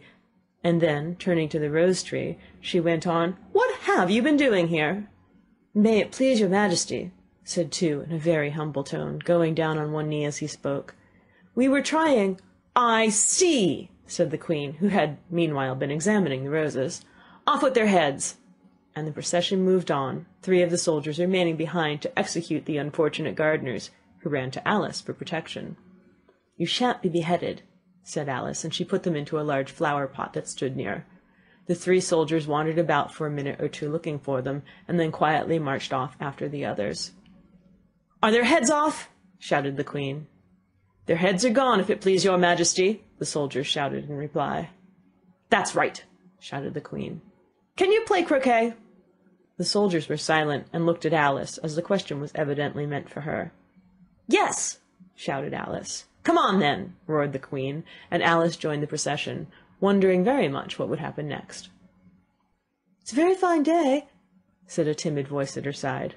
She was walking by the White Rabbit, who was peeping anxiously into her face. "Very," said Alice. "Where's the Duchess?" "Shh! Shh!" said the Rabbit in a low, hurried tone. He looked anxiously over his shoulder as he spoke, and then raised himself upon tiptoe, put his mouth close to her ear, and whispered, "She's under sentence of execution." "What for?" said Alice. "Did you say, 'What a pity'?" the Rabbit asked. "No, I didn't," said Alice. "I don't think it's at all a pity. I said, 'What for?'" "She boxed the Queen's ears," the Rabbit began. Alice gave a little scream of laughter. "Oh, hush!" the Rabbit whispered in a frightened tone. "The Queen will hear you. You see, she came rather late, and the Queen said—" "Get to your places!" shouted the Queen in a voice of thunder, and people began running about in all directions, tumbling up against each other. However, they got settled down in a minute or 2, and the game began. Alice thought she had never seen such a curious croquet ground in her life. It was all ridges and furrows. The balls were live hedgehogs, the mallets live flamingoes, and the soldiers had to double themselves up and to stand on their hands and feet to make the arches. The chief difficulty Alice found at first was in managing her flamingo. She succeeded in getting its body tucked away comfortably enough under her arm, with its legs hanging down, but generally, just as she got its neck nicely straightened out, and was going to give the hedgehog a blow with its head, it would twist itself round and look up in her face, with such a puzzled expression that she could not help bursting out laughing. And when she got its head down, and she was going to begin again, it was very provoking to find that the hedgehog had unrolled itself and was in the act of crawling away. Besides all this, there was generally a ridge or furrow in the way wherever she wanted to send the hedgehog to, and as the doubled-up soldiers were always getting up and walking off to other parts of the ground, Alice soon came to the conclusion that it was a very difficult game indeed. The players all played at once, without waiting for turns, quarrelling all the while, and fighting for the hedgehogs. And in a very short time the Queen was in a furious passion, and went stamping about and shouting, "Off with his head! Off with her head!" about once in a minute. Alice began to feel very uneasy. To be sure, she had not as yet had any dispute with the Queen, but she knew that it might happen any minute, and then, thought she, what would become of me? They're dreadfully fond of beheading people here. The great wonder is that there's anyone left alive. She was looking about for some way of escape, and wondering whether she could get away without being seen, when she noticed a curious appearance in the air. It puzzled her very much at first, but after watching it a minute or two, she made it out to be a grin, and she said to herself, "It's the Cheshire Cat. Now I shall have somebody to talk to." "How are you getting on?" said the cat, as soon as there was mouth enough for it to speak with. Alice waited till the eyes appeared, and then nodded. "It's no use speaking to it," she thought, "till its ears have come, or at least one of them." In another minute the whole head appeared, and then Alice put down her flamingo and began an account of the game, feeling very glad she had someone to listen to her. The cat seemed to think that there was enough of it now in sight, and no more of it appeared. "I don't think they play at all fairly," Alice began, in rather a complaining tone, "and they all quarrel so dreadfully one can't hear oneself speak, and they don't seem to have any rules in particular. At least, if there are, nobody attends to them.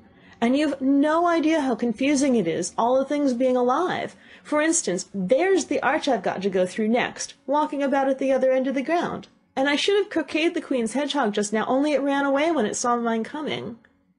"How do you like the Queen?" said the cat in a low voice. "Not at all," said Alice. "She's so extremely—" Just then she noticed that the Queen was close behind her, listening, so she went on, "Likely to win, that it's hardly worth while finishing the game." The Queen smiled and passed on. "Who are you talking to?" said the King, going up to Alice and looking at the cat's head with great curiosity. "It's a friend of mine, a Cheshire cat," said Alice. "Allow me to introduce it." "I don't like the look of it at all," said the King. "However, it may kiss my hand if it likes." "I'd rather not," the cat remarked. "Don't be impertinent," said the King, "and don't look at me like that." He got behind Alice as he spoke. "A cat may look at a king," said Alice. "I've read that in some book, but I don't remember where." "Well, it must be removed," said the King very decidedly, and he called the Queen, who was passing at the moment. "My dear, I wish you would have this cat removed." The Queen had only one way of settling all difficulties, great or small. "Off with his head," she said, without even looking round. "I'll fetch the executioner myself," said the King eagerly, and he hurried off. Alice thought she might as well go back and see how the game was going on, as she heard the Queen's voice in the distance screaming with passion. She'd already heard her sentence 3 of the players to be executed for having missed their turns, and she did not like the look of things at all, as the game was in such confusion that she never knew whether it was her turn or not, so she went in search of her hedgehog. The hedgehog was engaged in a fight with another hedgehog, which seemed to Alice an excellent opportunity for croqueting one of them with the other. The only difficulty was that her flamingo was gone across to the other side of the garden, where Alice could see it trying in a helpless sort of way to fly up into a tree. By the time she had caught the flamingo and brought it back, the fight was over, and both the hedgehogs were out of sight. "But it doesn't matter much," thought Alice, "as all the arches are gone from this side of the ground." So she tucked it away under her arm, that it might not escape again, and went back for a little more conversation with her friend. When she got back to the Cheshire Cat, she was surprised to find quite a large crowd collected around it. There was a dispute going on between the executioner, the King, and the Queen, who were all talking at once, while all the rest were quite silent and looked very uncomfortable. The moment Alice appeared, she was appealed to by all 3 to settle the question, and they repeated their arguments to her, though, as they all spoke at once, she found it very hard indeed to make out exactly what they said. The executioner's argument was, you couldn't cut off a head unless there was a body to cut it off from, that he had never had to do such a thing before, and he wasn't going to begin at his time of life. The King's argument was, that anything that had a head could be beheaded, and that you weren't to talk nonsense. The Queen's argument was, that if something wasn't done about it in less than no time, she'd had everybody executed all around. It was this last remark that had made the whole party look so grave and anxious. Alice could think of nothing else to say, but, "It belongs to the Duchess, you better ask her about it." "She's in prison," the Queen said to the executioner. "Fetch her here," and the executioner went off like an arrow. The cat's head began fading away the moment he was gone, and by the time he had come back with the Duchess, it had entirely disappeared, so the King and the executioner ran wildly up and down looking for it, while the rest of the party went back to the game. End of Chapter 8. Chapter 9. The Mock Turtle's Story. "You can't think how glad I am to see you again, you dear old thing," said the Duchess, as she tucked her arm affectionately into Alice's, and they walked off together. Alice was very glad to find her in such a pleasant temper, and thought to herself that perhaps it was only the pepper that had made her so savage when they met in the kitchen. "When I'm a duchess," she said to herself, not in a very hopeful tone, though, "I won't have any pepper in my kitchen at all. Soup does very well without. Maybe it's always pepper that makes people hot-tempered," she went on, very much pleased at having found out a new kind of rule. "And vinegar that makes them sour, and chamomile that makes them bitter, and barley sugar and such things that make children sweet-tempered. I only wish people knew that. Then they wouldn't be so stingy about it, you know." She had quite forgotten the Duchess by this time, and was a little startled when she heard her voice close to her ear. "You're thinking about something, my dear, and that makes you forget to talk. I can't tell you just now what the moral of that is, but I shall remember it in a bit." "Perhaps it hasn't one," Alice ventured to remark. "Tut, tut, child," said the Duchess. "Everything's got a moral, if only you can find it." And she squeezed herself up closer to Alice's side as she spoke. Alice did not much like keeping so close to her. First, because the Duchess was very ugly, and secondly, because she was exactly the right height to rest her chin upon Alice's shoulder, and it was an uncomfortably sharp chin. However, she did not like to be rude, so she bore it as well as she could. "The game's going on rather better now," she said, by way of keeping up the conversation a little. "'Tis so," said the Duchess, "and the moral of that is, oh, 'tis love that makes the world go round." "Somebody said," Alice whispered, "that it's done by everybody minding their own business." Well, it means much the same thing," said the Duchess, digging her sharp little chin into Alice's shoulder, as she added, "and the moral of that is, take care of the sense, and the sounds will take care of themselves." How fond she is of finding morals in things, Alice thought to herself. "I dare say you're wondering why I don't put my arm round your waist," the Duchess said after a pause. "The reason is that I'm doubtful about the temper of your flamingo. Shall I try the experiment?" "He might bite," Alice cautiously replied, not feeling at all anxious to have the experiment tried. "Very true," said the Duchess. "Flamingos and mustard both bite, and the moral of that is, birds of a feather flock together." "Only mustard isn't a bird," Alice remarked. "Right as usual," said the Duchess. "What a clear way you have of putting things." "It's a mineral, I think," said Alice. "Of course it is," said the Duchess, who seemed ready to agree to everything that Alice said. "There's a large mustard mine near here, and the moral of that is, the more there is of mine, the less there is of yours." "Oh, I know!" exclaimed Alice, who had not attended to this last remark. "It's a vegetable. It doesn't look like one, but it is." "I quite agree with you," said the Duchess, "and the moral of that is, be what you would seem to be. Or, if you'd like it put more simply, never imagine yourself not to be otherwise than what it might appear to others that what you were or might have been was not otherwise than what you had been would have appeared to them to be otherwise." "I think I should understand that better," Alice said very politely, "if I had it written down, but I can't quite follow it as you say it." "That's nothing to what I could say if I chose," the Duchess replied, in a pleased tone. "Pray, don't trouble yourself to say it any longer than that," said Alice. "Oh, don't talk about trouble," said the Duchess. "I make you a present of everything I've said as yet." "A cheap sort of present," thought Alice. "I'm glad they don't give birthday presents like that." But she did not venture to say it out loud. "Thinking again?" the Duchess asked, with another dig of her sharp little chin. "I've a right to think," said Alice sharply, for she was beginning to feel a little worried. "Just about as much right," said the Duchess, "as pigs have to fly. And the moral—" But here, to Alice's great surprise, the Duchess's voice died away, even in the middle of her favorite word, moral, and the arm that was linked into hers began to tremble. Alice looked up, and there stood the Queen in front of them, with her arms folded, frowning like a thunderstorm. "A fine day, your Majesty," the Duchess began in a low, weak voice. "Now I give you fair warning," shouted the Queen, stamping on the ground as she spoke. "Either you or your head must be off, and that in about half no time. Take your choice." The Duchess took her choice and was gone in a moment. "Let's go on with the game," the Queen said to Alice, and Alice was too much frightened to say a word, but slowly followed her back to the croquet ground. The other guests had taken advantage of the Queen's absence, and were resting in the shade. However, the moment they saw her, they hurried back to the game, the Queen merely remarking that a moment's delay would cost them their lives.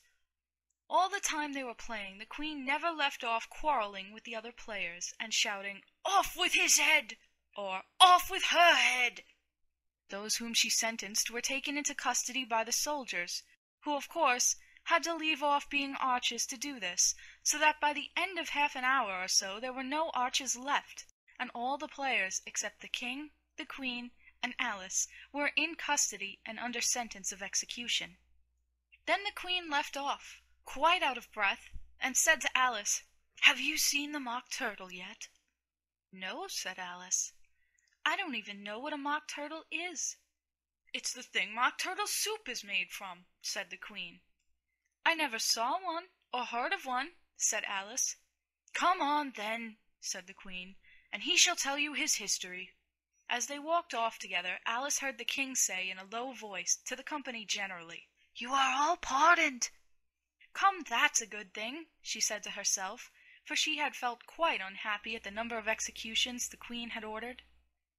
They very soon came upon a griffin, lying fast asleep in the sun. If you don't know what a griffin is, look at the picture. "Up, lazy thing," said the Queen, "and take this young lady to see the Mock Turtle, and to hear his history. I must go back and see after some executions I have ordered." And she walked off, leaving Alice alone with the griffin. Alice did not quite like the look of the creature, but on the whole she thought it would be quite as safe to stay with it as to go after that savage Queen. So she waited. The griffin sat up and rubbed its eyes. Then it watched the Queen till she was out of sight. Then it chuckled. "What fun!" said the griffin, half to itself, half to Alice. "What is the fun?" said Alice. "Why, she," said the griffin. "It's all her fancy, that. They never executes nobody, you know.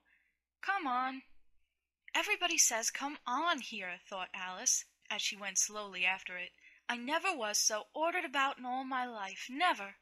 They had not gone far before they saw the Mock Turtle in the distance, sitting sad and lonely on a little ledge of rock. And as they came nearer, Alice could hear him sighing as if his heart would break. She pitied him deeply.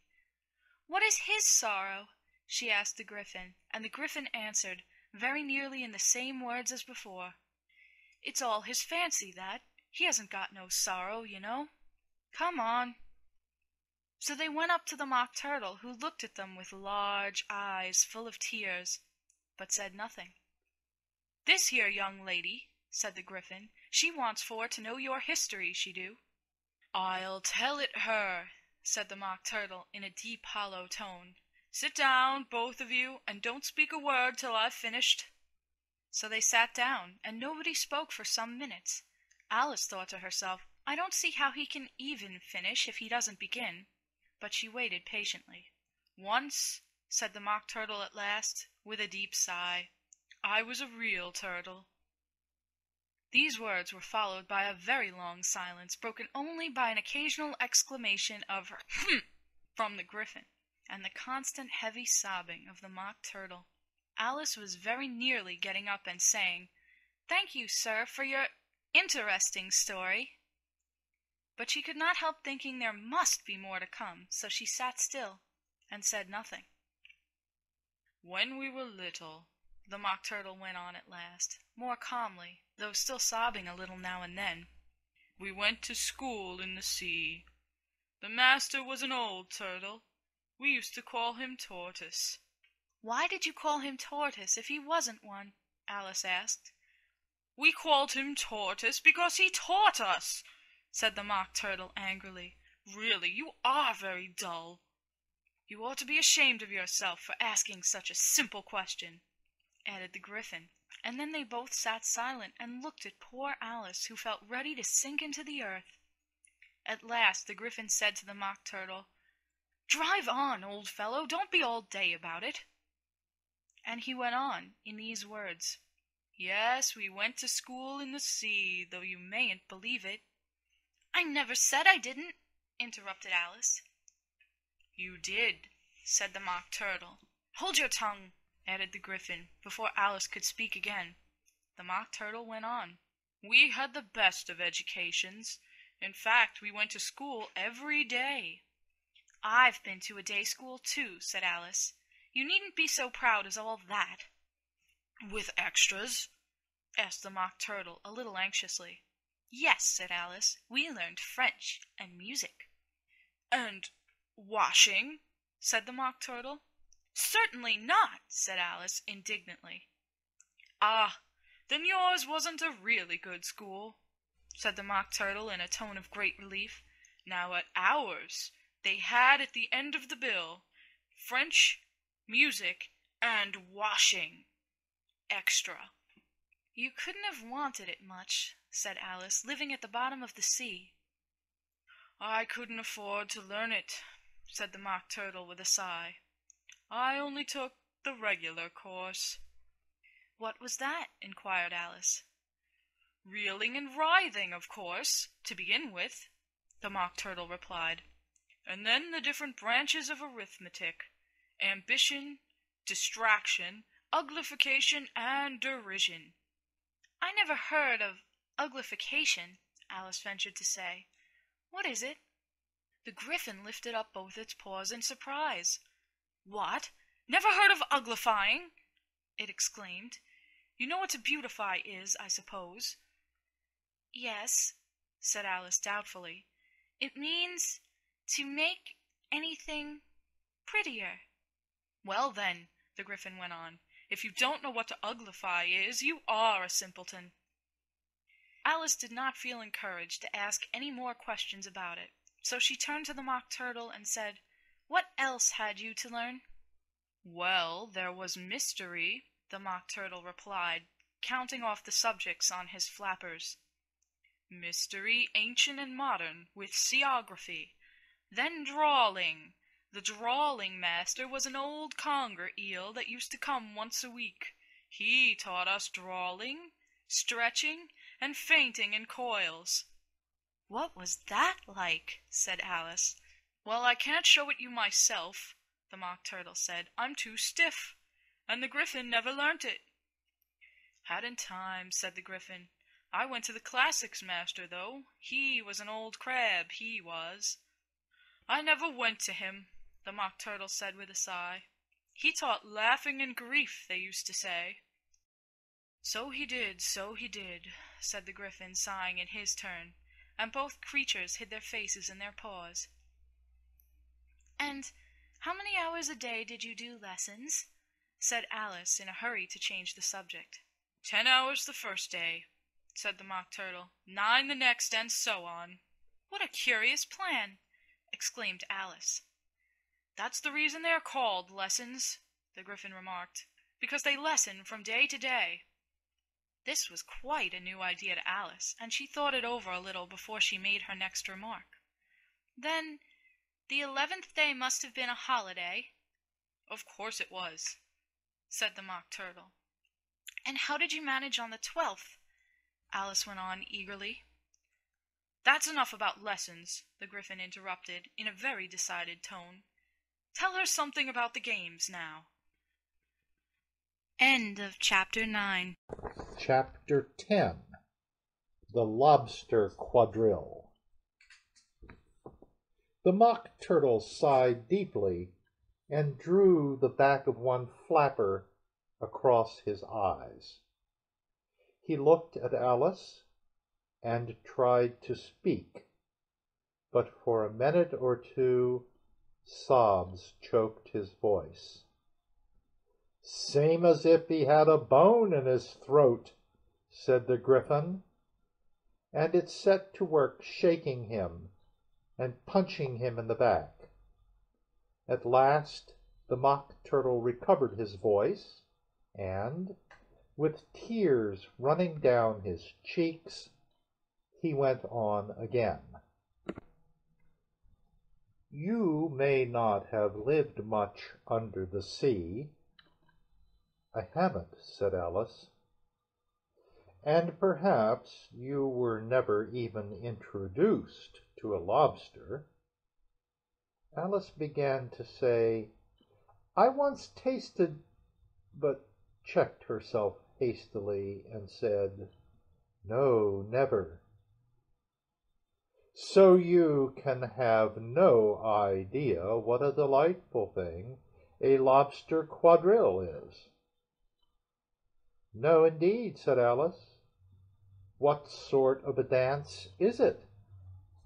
Why, said the Gryphon, you first form into a line along the seashore. 2 lines, cried the Mock Turtle. Seals, turtles, salmon, and so on. Then, when you've cleared all the jellyfish out of the way, that generally takes some time, interrupted the Gryphon. You advance twice, each with a lobster as a partner, cried the Gryphon. Of course, the Mock Turtle said. Advance twice, set to partners. Change lobsters and retire in the same order, continued the Gryphon. Then, you know, the Mock Turtle went on, you throw the lobsters, shouted the Gryphon, with a bound into the air, as far out to sea as you can. Swim after them, screamed the Gryphon.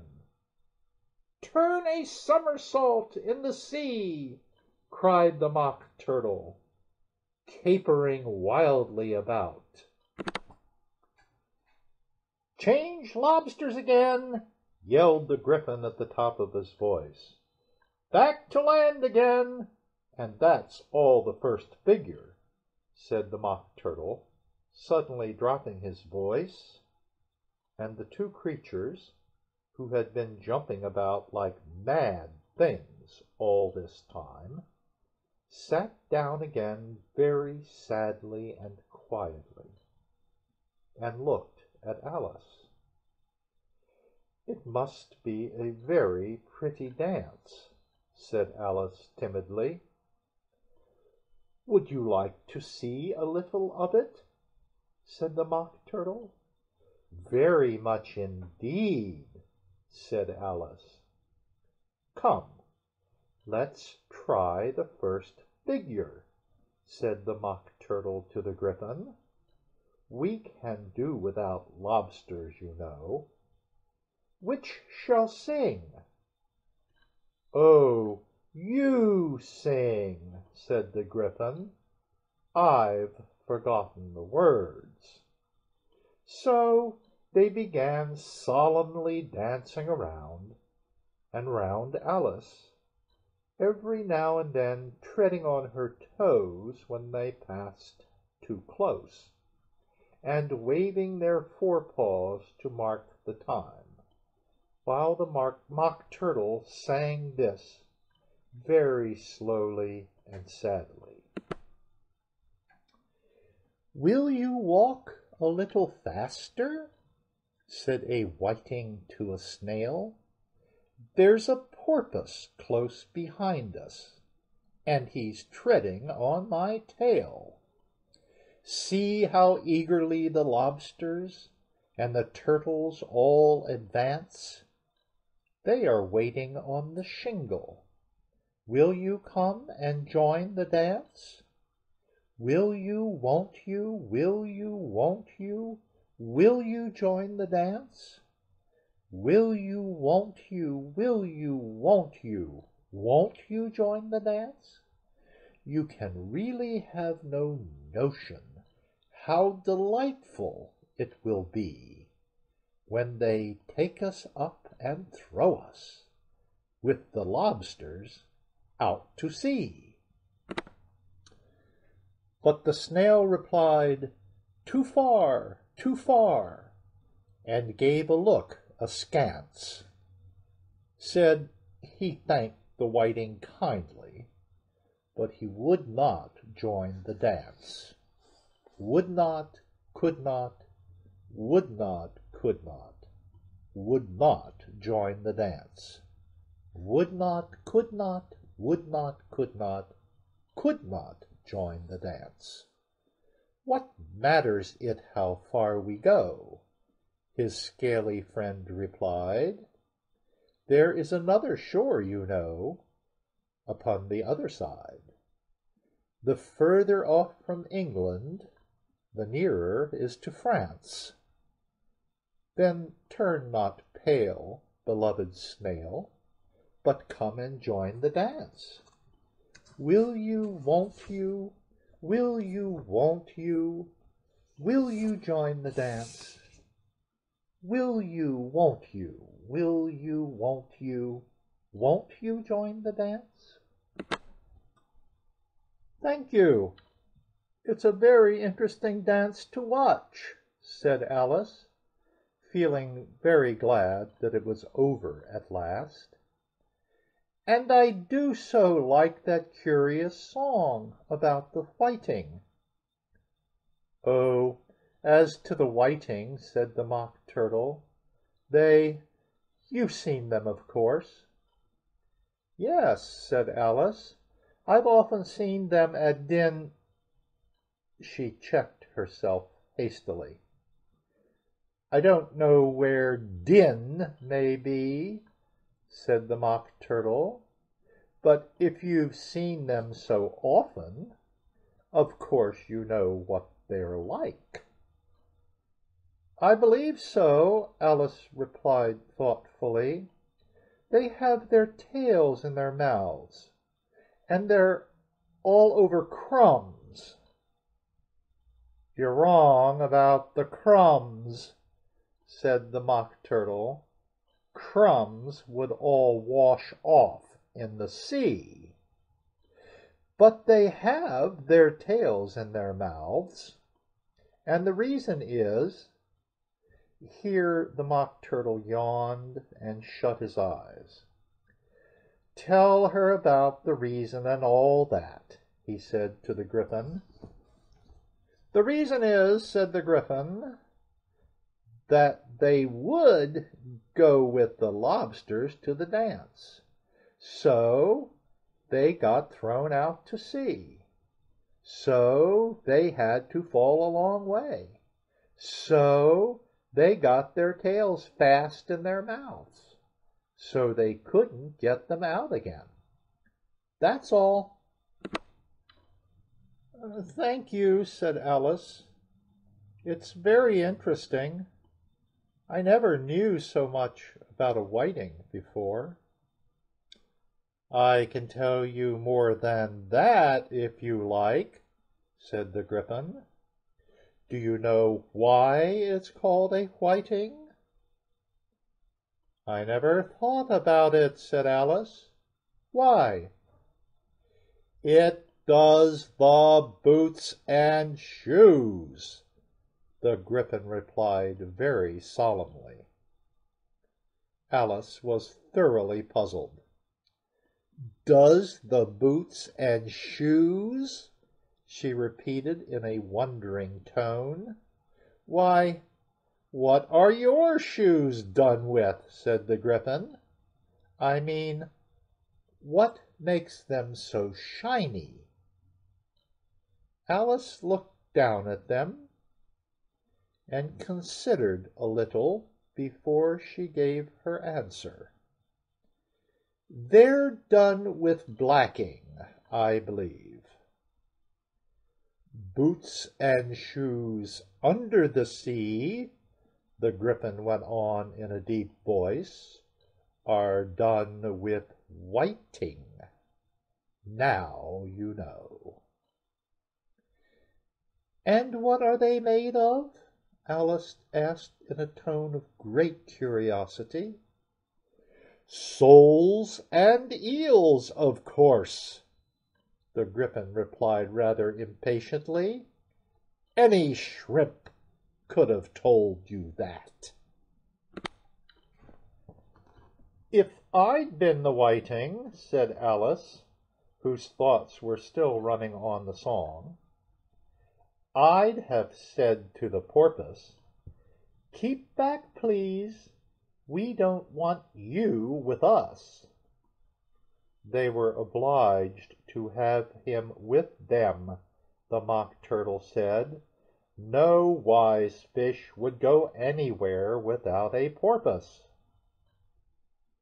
Wouldn't it really? Said Alice in a tone of great surprise. Of course not, said the Mock Turtle. Why, if a fish came to me and told me he was going on a journey, I would say, with what purpose? Don't you mean purpose? Said Alice. I mean what I say, the Mock Turtle replied in an offended tone.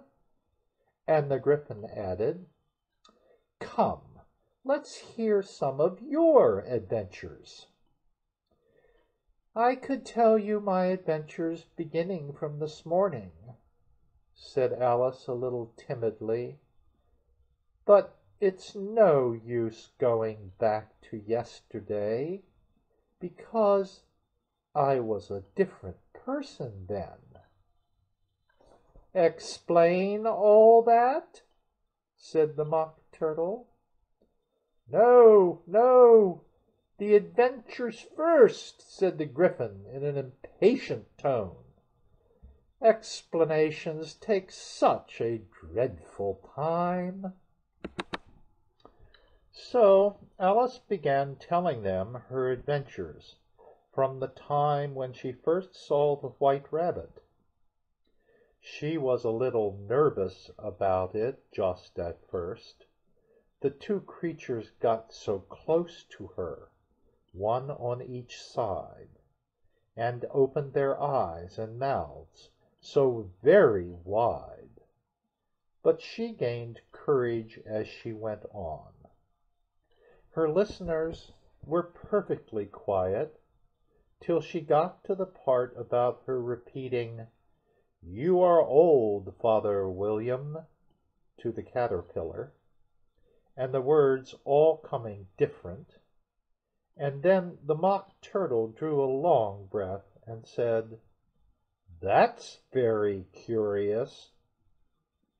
It's all about as curious as it can be, said the Gryphon. It all came different, the Mock Turtle repeated thoughtfully. I should like to hear her try and repeat something now. Tell her to begin. He looked at the Gryphon as if he thought it had some kind of authority over Alice. Stand up and repeat. 'Tis the voice of the sluggard, said the Gryphon. How the creatures order one about, and make one repeat lessons, thought Alice. I might as well be at school at once. However, she got up and began to repeat it. But her head was so full of the lobster quadrille that she hardly knew what she was saying, and the words came very queer indeed. 'Tis the voice of the lobster, I heard him declare. You have baked me too brown. I must sugar my hair.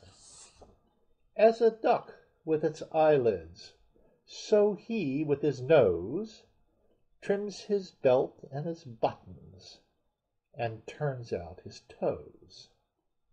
When the sands are all dry, he is gay as a lark, and will talk in contemptuous tones of the shark. But when the tide rises and sharks are around, his voice has a timid and tremulous sound. "That's different from what I used to say when I was a child," said the Gryphon. "Well, I never heard it before," said the Mock Turtle, "but it sounds uncommon nonsense." Alice said nothing. She had sat down with her face in her hands, wondering if anything would ever happen in a natural way again. "I should like to have it explained," said the Mock Turtle. "She can't explain it," said the Gryphon hastily. "Go on with the next verse." "But about his toes," the Mock Turtle persisted. "How could he turn them out with his nose, you know?" "It's the first position in dancing," Alice said, but was dreadfully puzzled by the whole thing, and longed to change the subject. "Go on with the next verse," the Gryphon repeated impatiently. "It begins, 'I passed by his garden.'" Alice did not dare to disobey, though she felt sure it would all come wrong, and she went on in a trembling voice. "I passed by his garden and marked with one eye how the owl and the panther were sharing a pie. The panther took pie crust and gravy and meat, while the owl had the dish as its share of the treat. When the pie was all finished, the owl, as a boon, was kindly permitted to pocket the spoon, while the panther received knife and fork with a growl, and concluded the banquet." "What is the use of repeating all that stuff," the Mock Turtle interrupted, "if you don't explain it as you go on? It's by far the most confusing thing I ever heard." "Yes, I think you'd better leave off," said the Gryphon, and Alice was only too glad to do so. "Shall we try another figure of the lobster quadrille?" the Gryphon went on. "Or would you like the Mock Turtle to sing you a song?" "Oh, a song, please, if the Mock Turtle would be so kind," Alice replied, so eagerly that the Gryphon said in a rather offended tone, no accounting for tastes. Sing her turtle soup, will you, old fellow?"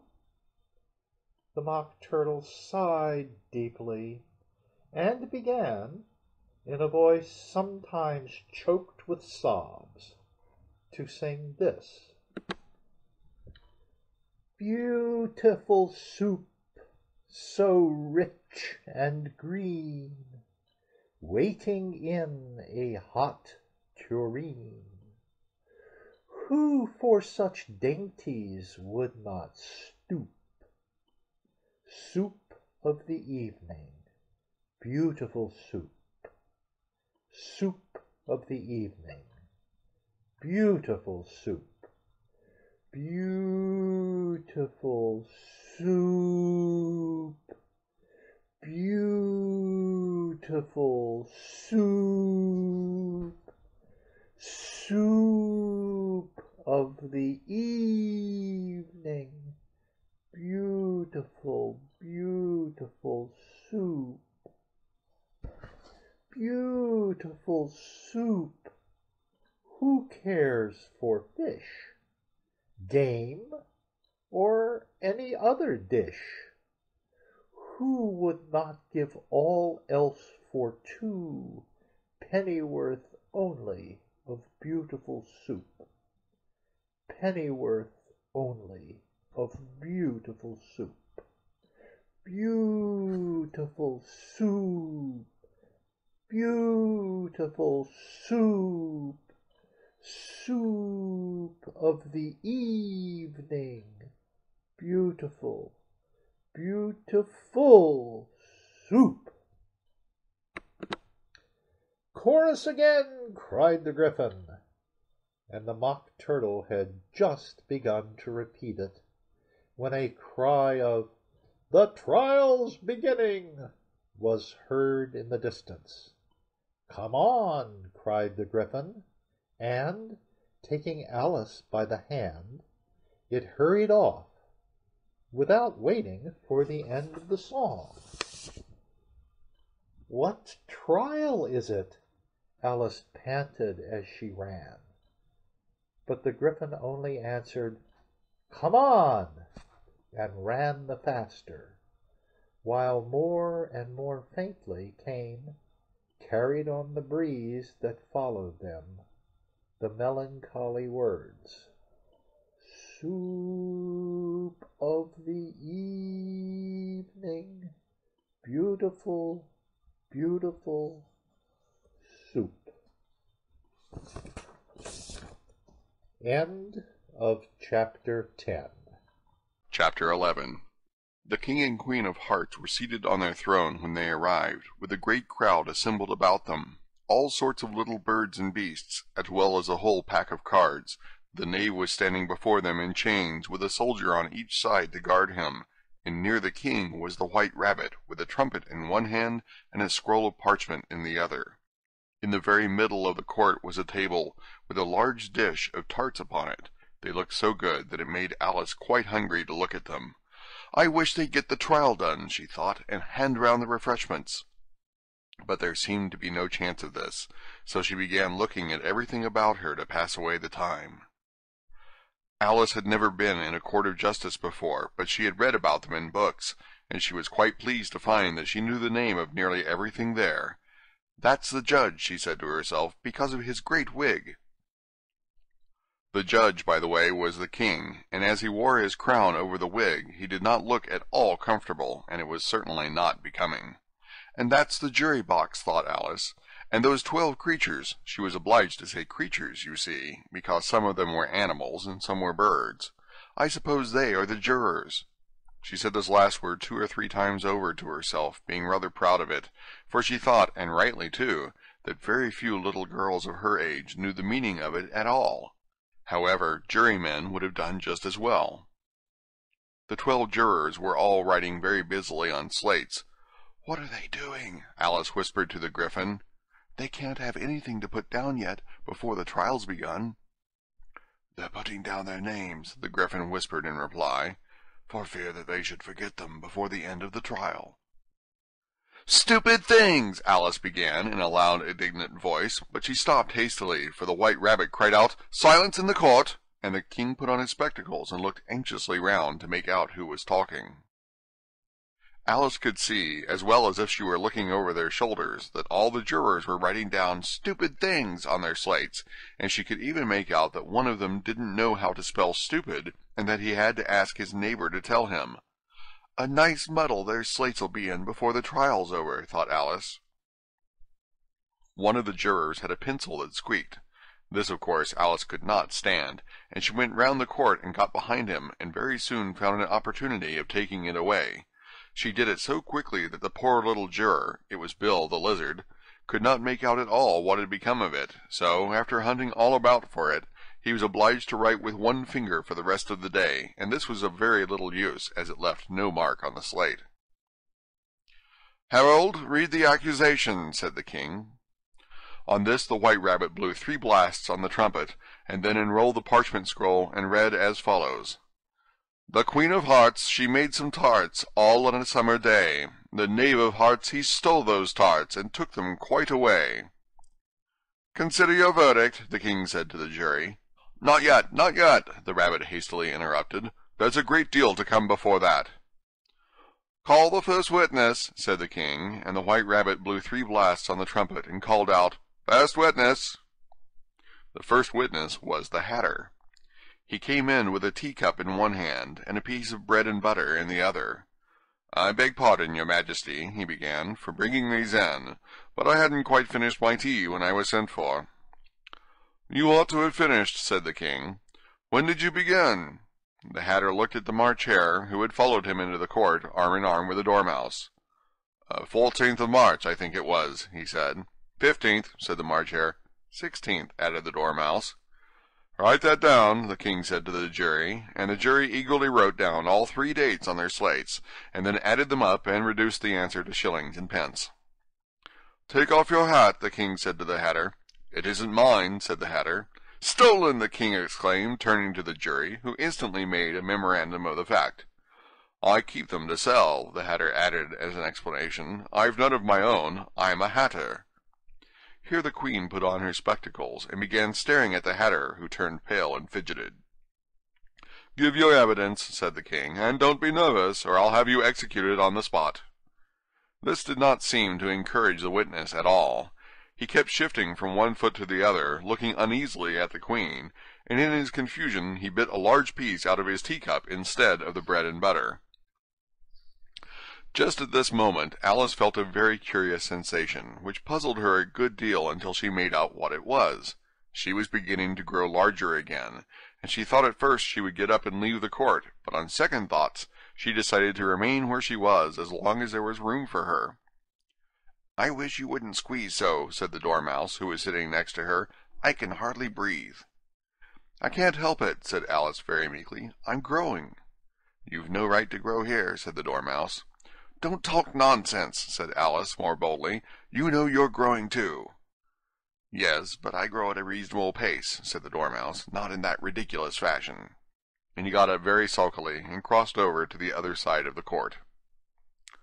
All this time the queen had never left off staring at the Hatter, and just as the Dormouse crossed the court, she said to one of the officers of the court, Bring me the list of the singers in the last concert, on which the wretched Hatter trembled so that he shook both his shoes off. Give your evidence, the king repeated angrily, or I'll have you executed, whether you're nervous or not. I'm a poor man, your majesty, the Hatter began in a trembling voice, and I hadn't begun my tea. Not above a week or so, and what with the bread and butter getting so thin, and the twinkling of the tea— The twinkling of the what? Said the king. It begun with the tea, the Hatter replied. Of course twinkling begins with the tea, said the king sharply. Do you take me for a dunce? Go on. I'm a poor man, the Hatter went on, and most things twinkled after that, only the March Hare said— I didn't, the March Hare interrupted in a great hurry. You did, said the Hatter. I deny it, said the March Hare. He denies it, said the king. Leave out that part. Well, at any rate, the Dormouse said, the Hatter went on, looking anxiously round to see if he would deny it too, but the Dormouse denied nothing, being fast asleep. After that, continued the Hatter, I cut some more bread and butter. But what did the Dormouse say? One of the jury asked. That I can't remember, said the Hatter. You must remember, remarked the king, or I'll have you executed. The miserable Hatter dropped his teacup and bread and butter and went down on one knee. I'm a poor man, your majesty, he began. You're a very poor speaker, said the king. Here one of the guinea pigs cheered, and was immediately suppressed by the officers of the court. As that is rather a hard word, I will just explain to you how it was done. They had a large canvas bag, which tied up at the mouth with strings. Into this they slipped the guinea pig head first, and then sat upon it. I'm glad I've seen that done, thought Alice. I've so often read in the newspapers at the end of trials there was some attempt at applause which was immediately suppressed by the officers of the court, and I never understood what it meant till now. If that's all you know about it, you may stand down, continued the king. I can't go no lower, said the Hatter. I'm on the floor as it is. Then you may sit down, the king replied. Here the other guinea pig cheered, and was suppressed. Come, that finished the guinea pigs, thought Alice. Now we shall get on better. I'd rather finish my tea, said the Hatter, with an anxious look at the queen, who was reading the list of singers. You may go, said the king, and the Hatter hurriedly left the court without even waiting to put his shoes on.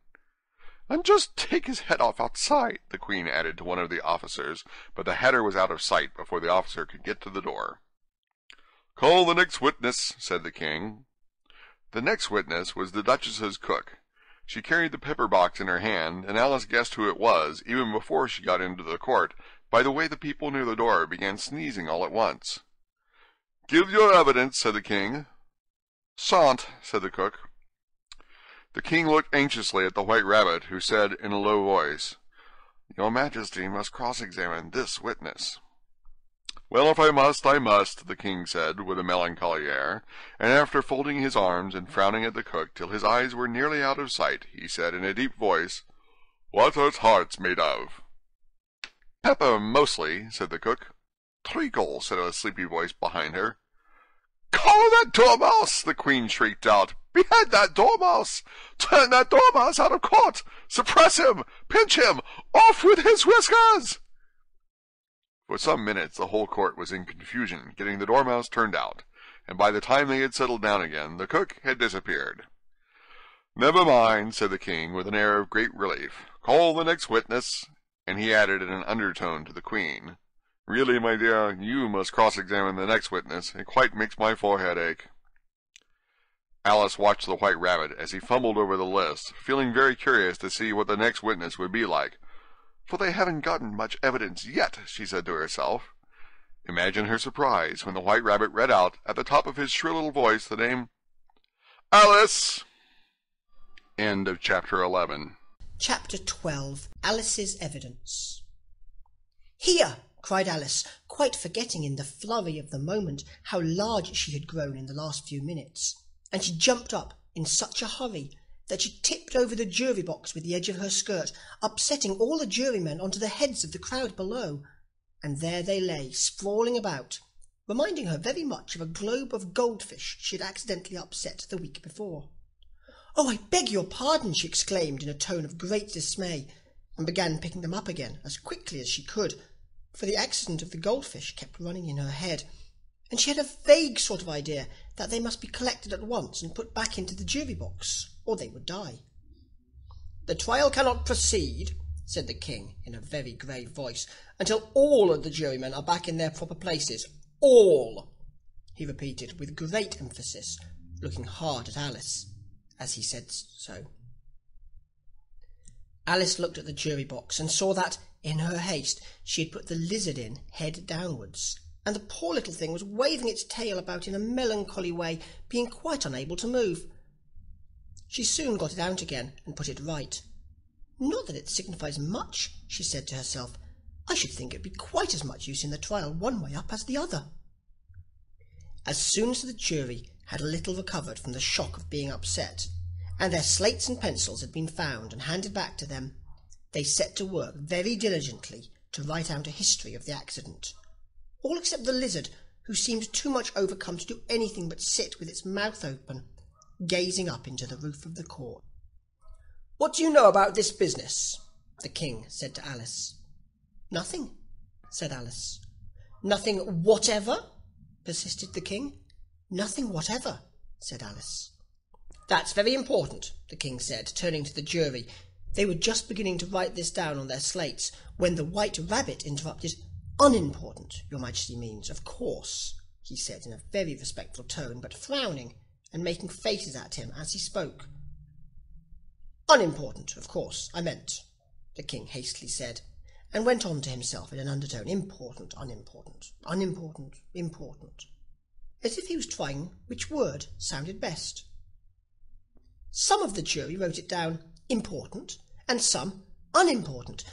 Alice could see this, as she was near enough to look over their slates, but it doesn't matter a bit, she thought to herself. At this moment the King, who had been for some time busily writing in his notebook, cackled out, "Silence!" and read out from his book, "Rule 42. All persons more than a mile high to leave the court." Everybody looked at Alice. "I'm not a mile high," said Alice. "You are," said the King. "Nearly 2 miles high," added the Queen. "Well, I shan't go, at any rate," said Alice. "Beside, that's not a regular rule. You invented it just now." "It's the oldest rule in the book," said the King. "Then it ought to be number 1," said Alice. The king turned pale and shut his notebook hastily. "Consider your verdict," he said to the jury, in a low, trembling voice.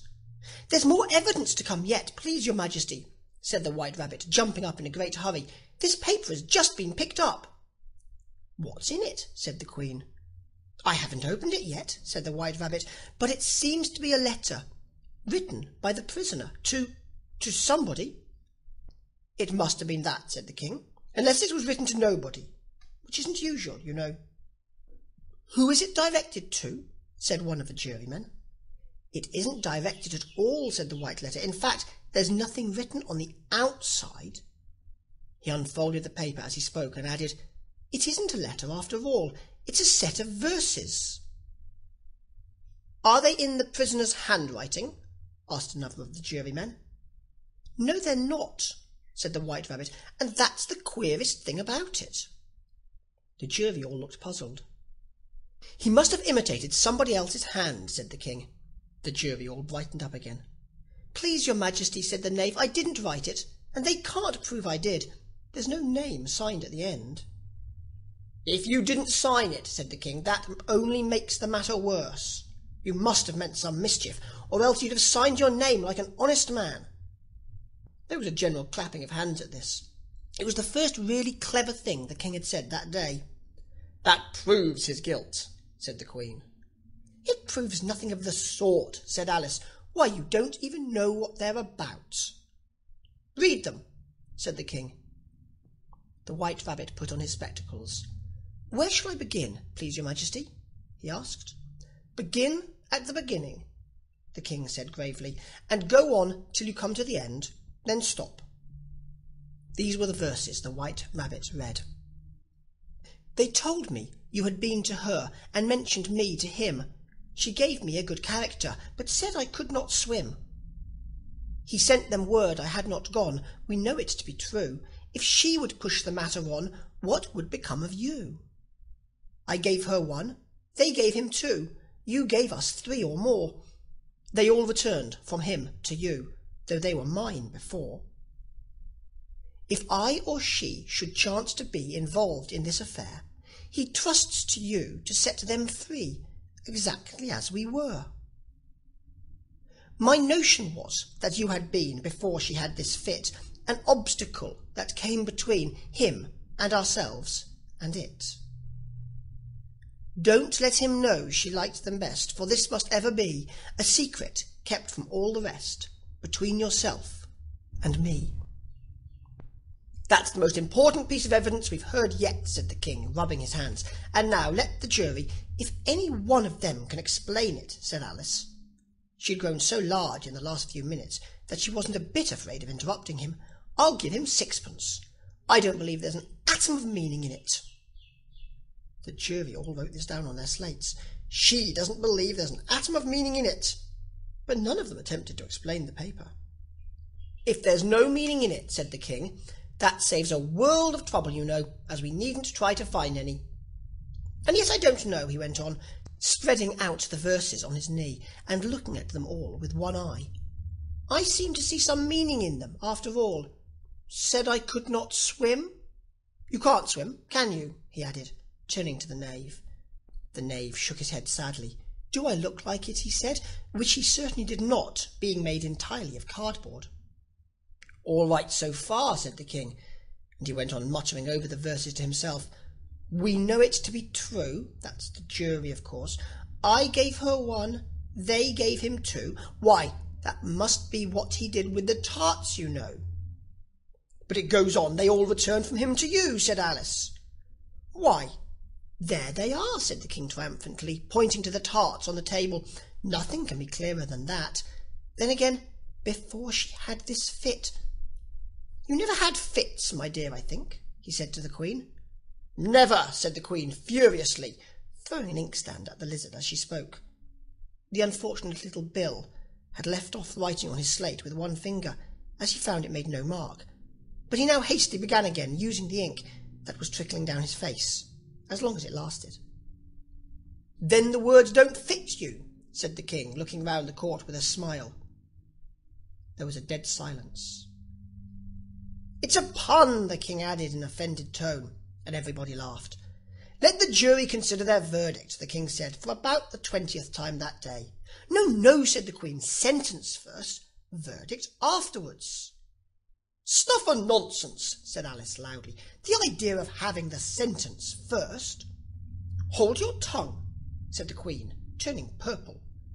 "I won't," said Alice. "Off with her head," the queen shouted at the top of her voice.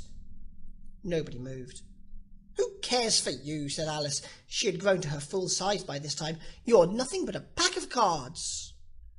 At this the whole pack rose up into the air and came flying down upon her.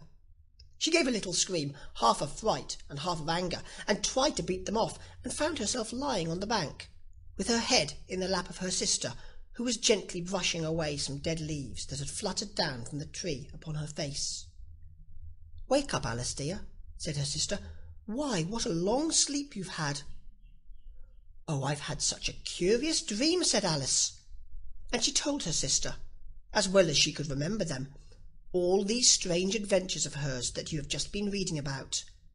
And when she had finished, her sister kissed her and said, "It was a curious dream, dear, certainly. But now run into your tea. It's getting late." So Alice got up and ran off, thinking while she ran, as well she might, what a wonderful dream it had been.